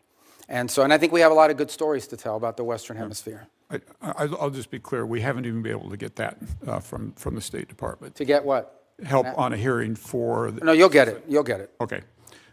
Would love to have your commitment moving forward that we could have that type of cooperation that the Western Hemisphere. Yeah, I just got to make sure that the people were, look, I don't want you to have a meaningless hearing. If you're asking about something that's not in our, it's like having a hearing on agriculture in front of the State Department. We have limited involvement because from an interagency perspective, in the case of the drug boats and Venezuela, at the time you requested, this was primarily a Department of War function. And so, but in the case of the priorities on the Western Hemisphere, that will happen. Okay. We look forward to doing that. Let's move on. You mentioned Russia, China, Iran a little bit earlier. I'm very concerned, as you are, about their influence in the Western Hemisphere. If we put Venezuela aside for just a moment, can you talk about where we're seeing the influence, particularly of China, in the Western Hemisphere, and what progress we've made or what we need to be thinking about? Well, China specific? All of them are important, Yeah. but specifically on China. I mean, look, when Iran and Russia, in Iran, their primary foothold in the region was Venezuela. Let me just put that up front. And it involved more than just selling weapons and all this other stuff. I mean, in many cases, there's clear evidence now that they were providing passports, Venezuelan passports with false identities to people who operated on behalf of both Iran and Hezbollah. And so deep concerns about that, and that needs to stop and end. In the case of Russia, their primary presence of influence in the region is Venezuela and to some extent Nicaragua and Cuba, which is where they operate. In the case of China, they do have a presence in Cuba. They have this debt relationship with Venezuela where they were basically taking Venezuelan oil as payment on debt, and then they were reselling it at a huge profit because they were buying it on discount. That is now obviously ended. And if their debt is legitimate, a future Venezuelan government will have to address it and deal with it as part of a broader restructuring of their debt. But in the short term, that is now ended. But the primary way that China plays in the Western Hemisphere is through commercial relations. They engage themselves in a country. They're very interested in telecommunication. They're very interested in building and controlling key infrastructure. They're very interested in critical mineral rights. And they've secured many leases for many years because of neglect on our part in allowing them to do that. And it's given them leverage and a presence in many of these countries. I will say that I think that influence in our hemisphere has eroded over the last year. For example, Panama left the Belt and Road Initiative. We have new leaders in Chile, in Peru, in Paraguay, in Chile and in Honduras that have expressed a strong desire to realign with the United States and our priorities. And we have great relationships with Argentina, Paraguay, and other countries in the region who are also very cooperative. And we've had great cooperation from the Panamanian authorities as well, including a case before the Supreme Court. I don't know if the final has been submitted that could lead to the eviction and removal of a Chinese-controlled company that controlled both ports at the Panama Canal. Thank you. I wish we had more time. I'm out of time. I yield. Thank you. Senator Van Hollen. Thank you, Mr. Chairman. Mr. Secretary, I want to discuss corruption in the White House and its intersection with our foreign policy. The President and his family have used the office of the presidency to pocket $1.4 billion plus since he was sworn in. A New York Times analysis entitled "Trump's Plundering of America" indicates that some of that is a result of the president selling corruption here at home, but much of it relates to the president selling out U.S. interests overseas to make a killing for his family, including giving away sensitive U.S. semiconductor and AI technologies to the UAE, while the UAE pumped $2 billion into one of the Trump family ventures. And then there are all the other Trump deals that are intertwined with tariff or foreign policy matters. Golf courses in Saudi Arabia and Vietnam, Trump hotels and office buildings in other countries, and of course there's the $400 million jet from Qatar. The list goes on and on. By any measure, this is the most corrupt administration in American history. We also see the president wielding U.S. power overseas in a way that advances the interests of his billionaire buddies at the expense of American interests. It was Ron Lauder, who has business ventures in Greenland, who reportedly first put the idea of grabbing Greenland into President Trump's mind. And in the case of Venezuela, President Trump has said he talked to oil executives about toppling Maduro and going into Venezuela before anyone in Congress knew. We know that in President Trump's mind, deposing Maduro was not about stopping the flow of fentanyl or drugs in the United States. He cut the budget for DEA. He pardoned the former Honduran president convicted of drug running. And the new president, Delcy Rodriguez, has herself been long suspected by DEA of being involved in drug smuggling. She's also a longtime hardened communist leader, So this operation certainly was not about bringing more freedom and democracy to Venezuela. In fact, the president told us what it was all about at his big press conference after seizing Maduro.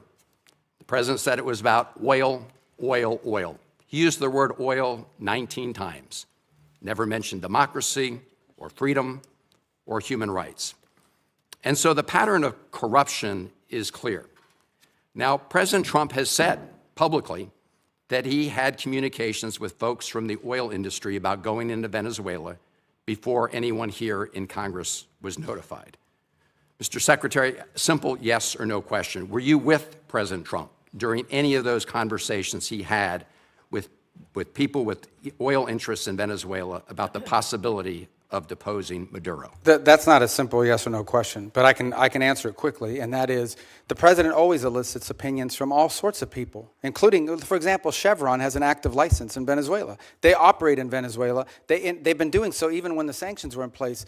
So of course you would ask Chevron, what is your opinion of Delcy Rodriguez? What are your opinion of their economy and of their prospect? But the notion that somehow the president authorized this challenge at the urging of oil executives is absurd. That never happened. Mr. Secretary, I'm asking whether you were with the president. That never happened. I couldn't be with him because it never happened. The oil executives were not involved whatsoever in any of the planning on this matter. None. Did the president, as he said publicly, inform them about the U.S. operations? I think all of those executives learned about this operation the same time everybody else did. Well, President Trump has said the opposite in public. No. Yes, he has. I mean, he said it. I think it was aboard Air Force One on an airplane. It's on public record. You can take a look. Look, Paul Singer, who you know, gave $8 million toward Trump's 2024 campaign. Conveniently, through his hedge fund, he's acquired Citgo out of bankruptcy, which is suddenly very, very valuable. Did you or President Trump have any communications with Paul Singer about Venezuelan oil in the months leading up to the military action in Venezuela? I can tell you I did not, and I would be very surprised what the president did in that regard. And in fact, that Singer position that you've outlined, which is not just him but other creditors, was actually was blocked. We don't want to see. It's one of the reasons why we had to do this account in a third country in the interim, is because we don't want it to be something that's picked apart by creditors. I appreciate that, and we'll monitor it carefully. There's also Vitol. They've been given a license for Venezuelan oil worth about $250 million. Vitol's senior partner, John Addison, gave $6 million to the Trump-aligned PACs in the last cycle. And the list goes on, Mr. Secretary. And I have to say that when you have the President of the United States himself, after taking Maduro, get up and say this was about oil, oil, oil, it does make all of us ask the question whether he put men and women in the U.S. military at risk simply so he could grab that oil. Well, that oil, yeah, and I don't know if you were here. I think you were here the whole hearing. I don't think you had left. Number one, the only reason why we use Traffi and Vitol is simply because in the short term, we had to move 50 million barrels of oil that were stuck. And Venezuela needed to turn that into cash so that they wouldn't have systemic collapse. And the fastest way to do it in the short term is for the traders to do it because that's in the business that they're in. That is not the permanent structure. The permanent structure we want to see is a normal oil industry where it's sold directly. You know, companies have licenses down there, they have an arrangement to pay royalties, and they move the oil directly to their refineries or sell it in the global market, not through middlemen. Yeah. The only reason why they were used in this instance is because we had an acute short-term problem, which is how do we provide funding from their own revenue, not ours, to keep their government afloat. So in essence, we allowed Venezuela to use their own oil to generate revenue to pay teachers and firefighters and police officers and keep the function of government operating so we didn't have systemic collapse. But that system with those traders, that is not the long-term plan here at all. My only point, Mr. Secretary, is those folks who gave a lot of money to the Trump campaign have done very well as a result of what's happened. Thank you. Thank you. Senator Daines. Secretary Rubio, good to have you up here. I just returned from India, had a chance to visit with leadership there, as well as spend time with our new ambassador, Sergio Gore. He's off to a great start, and very profitable visit. Hope to debrief on it soon, if I might. By the way, I think if we were to pick an MVP of the West Wing, Secretary Rubio, my vote's for Marco Rubio. So we have a lot of MVPs, don't we? I know you do. I know you do. But we get a vote on one. I think you've done a great job of this first year. Very proud to claim my former colleague and now our Secretary of State. Secretary Rubio, as you've noted, there are numerous reasons and good reasons why the U.S. is the arbiter of Venezuelan petroleum sales. With the new export sales framework, the Venezuelan government is now looking to other options to reimburse some of our adversaries, Iran, Russia, as well as Iran's proxies, to include petroleum byproducts, which contain valuable minerals and so forth, flexicoke. Has the administration considered expanding the export controls to additional petroleum byproducts? Well, I'm sure we would, except that I can tell you a couple things that are happening. They have, in essence, represented to us, and we have seen in action in the work that they're doing directly with Secretary Wright, who's handling this portfolio on a daily basis. He has a deep historic and career knowledge of this field, is that on all of these things regarding natural resources, their preference and their partner of choice moving forward will be the United States and Western companies. That's what they intend to do. As a point of example, and I said this earlier in the hearing, you may not have been here, today they used to get 100% of their diluent. They have very heavy crude, and so it has to be mixed with light crude in order to make it, refinable and movable. And they were getting 100% of it from Russia, primarily because of sanctions. They prefer to have ours. Why? Number one, it's closer. Number two, it's higher quality. Today, 100% of that diluent is coming from the United States. They were involved in a very complex gold market in which they were mining for gold and silver, and it was being exported almost entirely through Turkey. And we believe the Iranians were using that as a laundering operation for themselves ultimately as well, potentially. And certainly we know that they had an interest in the oil industry as well. We are on the verge of a process in which that will be sold through U.S. markets in a legitimate way that won't go to finance and support. I think we'd like to apply that model to various things. But the end goal in all of this is, number one, not to spend any American money, and number two, for Venezuela to have a normal, legitimate economy that's not benefiting cronies, that's not benefiting corruption, and is not benefiting our geopolitical adversaries.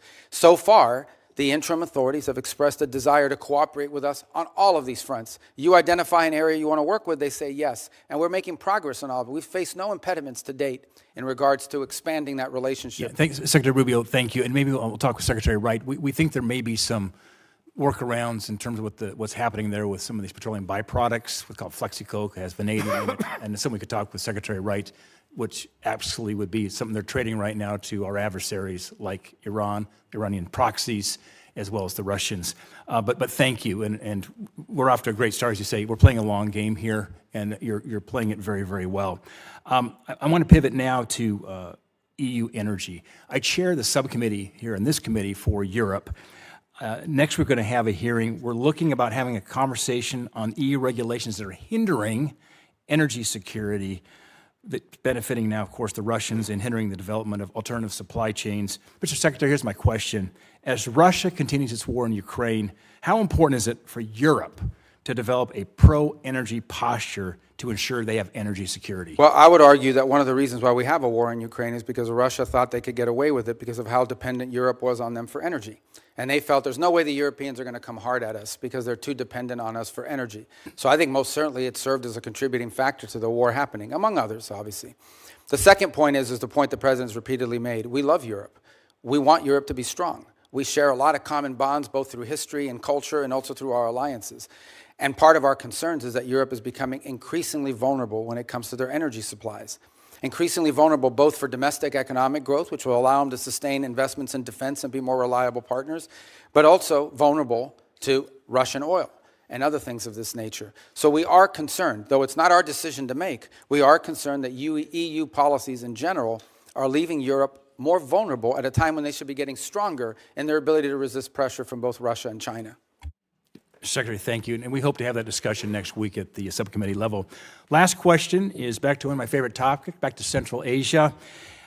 We had a great dinner at the White House with the 5 Central Asian presidents that you were at, President Trump, as well as Vice President Vance. I had an honor to be there with you all. They're making a major shift right now in terms of having a closer diplomatic and economic relations with the United States. That all fits in part of the geopolitical puzzle, which relates to energy supply as well. Here's my question.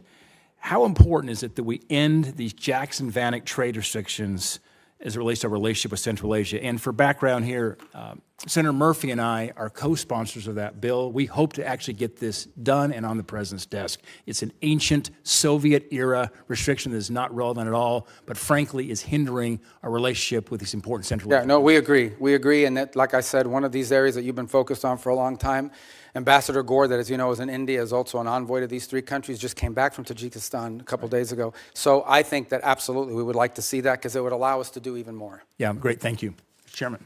Thank you. Senator Rosen. Thank you, Mr. Chair, Ranking Member, and thank you, Secretary Rubio, for being here. I'm going to get right into it because I want to build on Senator Van Hollen's line of questioning. President Trump pardoned the former Honduran president after he was convicted of trafficking roughly 400 tons of cocaine into the United States, cocaine that contributed to the deaths of tens of thousands of Americans year after year. Yet the president and his cabinet authorized a military operation to capture Nicolas Maduro in order to arrest him for virtually the same crime. So, yes or no, because I have a bunch of questions here. To the best of your knowledge, was Hernandez convicted of trafficking approximately 400 tons of cocaine into the United States? I'm not involved in the pardon process. I can tell you. No, I'm just asking if he... Yeah, but I don't do yes or no. I don't play games. This is not a game show. Do you know he was... Okay, so I'm just going to tell you he was... So I can answer your question because I know what you're getting at, but go ahead. He was convicted. I know. The president felt that he was unfairly treated. I can't give you much insight because I'm not involved in the pardon process. Would you not concede? Can you not understand how the American people and how the world are clearly going to be frustrated by the hypocrisy of this when one man is convicted and pardoned and another man captured, and how it undermines the United States' credibility on the world stage? But the difference is that, again, I can't opine on the specifics of his case because I wasn't involved in the pardon, but he was not a sitting office holder. He was not even the president of Honduras when that decision was made, either to convict him. The difference between him and Nicolas Maduro is he was actively engaged in narco-trafficking. It was an ongoing endeavor. I think it does undermine our credibility, but I'm going to move on to some foreign policy decision-making here, because despite the fact that you famously or infamously have numerous jobs in the administration, your Secretary of State, your National Security Advisor, it is increasingly unclear who's actually directing U.S. foreign policy under President Trump. We have a Special Envoy Witkoff. He's reportedly conducted Russia-Ukraine talks in Switzerland beyond your awareness. He and Jared Kushner have been described as managing the president's Gaza plan. Meanwhile, Ambassador Barrack is leading on Syria policy, while Special Envoy Boulos is appearing to lead on our Africa policy. So I have to ask you, I know the answer to this, but I'm going to ask you, are you the lead for U.S. government on foreign policy? No. The lead on U.S. foreign policy is named Donald J. Trump, the President of the United States. On the individuals you've described, these are very valuable teams. We have if I can answer, because I think it's important. It's a legitimate question. I have the distinction, but I think both the benefit of being the National Security Advisor and the Secretary of State. As National Security Advisor, my job is to coordinate the interagency function of national security, and that involves foreign policy. So I speak to Steve Witkoff and Jared Kushner in the case of Gaza and now Russia, probably 10 times a day. We have multiple meetings and coordination. All of it is we build a team, we gather facts, we present options, and then we take them to the president. It is the president who directs the foreign policy of the United States. That's always been the case, by the way. You can't overrule their decisions. Do you outrank the special envoys and ambassadors? Do they get your input as an example? Do they care about your input, or do they go straight to the president? There's no time in which the president is presented an option by one of us at the exemption of everybody else. It depends on the portfolio. But in every one of these portfolios, we have a team approach to this, which is the way the system is supposed to work. It's not the way it's always worked. You have had in the past tensions between the National Security Council that became operational and the Department of State. In this particular case, there's not much conflict between the two because it's the same person. And we basically, what we basically try to do in every one of these unique missions is we create a consensus team around it, and then we present the president options together. It's the president's decision, nobody else's. There's no overruling here. The president makes the decision. Our job is to present him options. Shouldn't they report to you? Shouldn't there be a line of command and a line of transparency? They report to me every day. Where does the buck stop? But they report to me every day in terms of keeping me apprised of what's happening. I give advice. I give, in some cases, direction. They involved heavily. For example, the special envoys rely almost exclusively on State Department personnel to assist them in all of their efforts. For example, on the Board of Peace, we help them position the entire gathering last week and all of the work that's going to happen now. On every one of these issues, it's not linear. No single individual other than the president has the ability to dictate our foreign policy. Our job is to come to a consensus view on the best way forward. Where there are disputes, those are presented to the president, and he makes the decision. Let's talk about the Board of Peace then, because all treaties and statutes have to be approved by Congress, and the president is starting a new Board of Peace, and we would need that authority. The authority for the filing stems from the International Organizations Immunities Act, but it's my understanding it only provides the president with such authority when participation by the in an organization has been approved by treaty or statute. Treaties and statutes must be approved by Congress, so when will the administration be requesting Congress pass legislation to authorize the president to extend this benefits to the Board of Peace, creating the Board of Peace, and when will it be sent? Well, actually, the Board of Peace was chartered and set up by the UN Security Council through a vote of the UN Security Council as the deliberation. So it's an international organism recognized by the Security Council of the United Nations, which is something I think many of you should be supportive of, the fact that we're doing it. The president is claiming his authority is from the International Organizations Immunities Act, and this law only provides the president authority when U.S. participation has been approved by treaty or statute. I know my time is up. Please consider working with us to do these things. You know what it is to be a senator. You know what that collaboration and cooperation mean. And I think that all of us expect that respect from you and would really appreciate it. Thank you. Thank you, Senator Rosen. Secretary, you've been very generous with your time. We have just a few comments to wind up here. Senator Shaheen. Yes, I agree. Thank you. I hope that you will come more often before this committee. But I just wanted to clarify a couple of things. One is that under the CASE Act, the State Department is required, as are other agencies, to give documents like the one that Senator Schatz was raising for the agreement between Venezuela and the U.S. to this committee. We have not yet received it, so I hope that we will see it in the near future. The other thing, with respect to the exchange between you and Senator Rosen, I can tell you that we have, as the minority staff, requested on multiple occasions updates from the State Department on the special envoy's negotiations on the Ukraine war with Russia, and we have been denied access to any of that information. I would hope that, number one, that would be available, because I think everybody's interested in trying to support efforts to end this war in Ukraine. This should not be an adversarial position.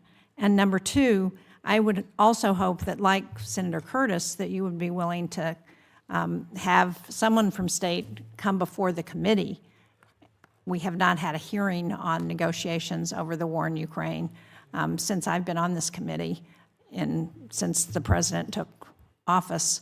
And so I hope you will make that commitment to have state come and be part of a hearing on the war in Ukraine and the negotiations there. Yeah, and we would love to do that, and I'll make sure that happens. And I will tell you, I can give you a brief update. I know it's late, but I don't mind. I mean, we can continue to talk about this a little bit because it's important. It's a very fluid situation, unfortunately. I mean, as you know, it's moving very quickly. My sense of it is that for the most part, I discussed the security guarantees piece, which was part of a meeting and efforts that took place in the early part of this year. I think the one remaining item remains the one you're all familiar with, and that is a territorial claim on Donetsk in particular. And I know there's active work going to try to see if both sides' views on that can't be reconciled. It's still a bridge we haven't crossed. It's still a gap. But at least we've been able to narrow down the issue set to one central one. And it will probably be a very difficult one. But nonetheless, it's one that work is going on. There was a meeting late last week in the UAE, which I think for the first time in many years was trilateral, involved the U.S. presence. Jared was there and Steve Witkoff were there, along with representatives of Russia and Ukraine. They were going to follow up talks again this week in that regard, bilateral. There might be a U.S. presence, but it won't be Steve and Jared. And we continue to try to move that forward. I want to speak in frankness with you. Some of this stuff that's being talked about, it's easier for the parties engaged to find flexibility on some of these matters if they're not being deliberated in the public on a constant basis, because it creates political pressures internally on both sides. As you can imagine in Ukraine, the notion that you would even consider a change in land and after all that's gone in the war it's difficult. And in the case of Russia, they've been telling their people for 2.5 years that they're winning this war overwhelmingly. So people are going to wonder, why are we giving up land if we're winning so strongly? So there's some dynamics there at play that are important. But I think if you need more information on that, we'll provide it. Just know that this has been so fluid that an update like the one I just gave you could be outdated in 72 hours if some new development occurs. But your point is taken, and we'll be responsive to that. I appreciate that. I think the other point of a hearing is it gives people a chance to ask questions that we're hearing, as you know, from our constituents, from other people, and try and get answers. And I appreciate that it's a changing dynamic and that that's always going to be the case, and that there are issues on both in Ukraine and in Russia with respect to what comes out in public.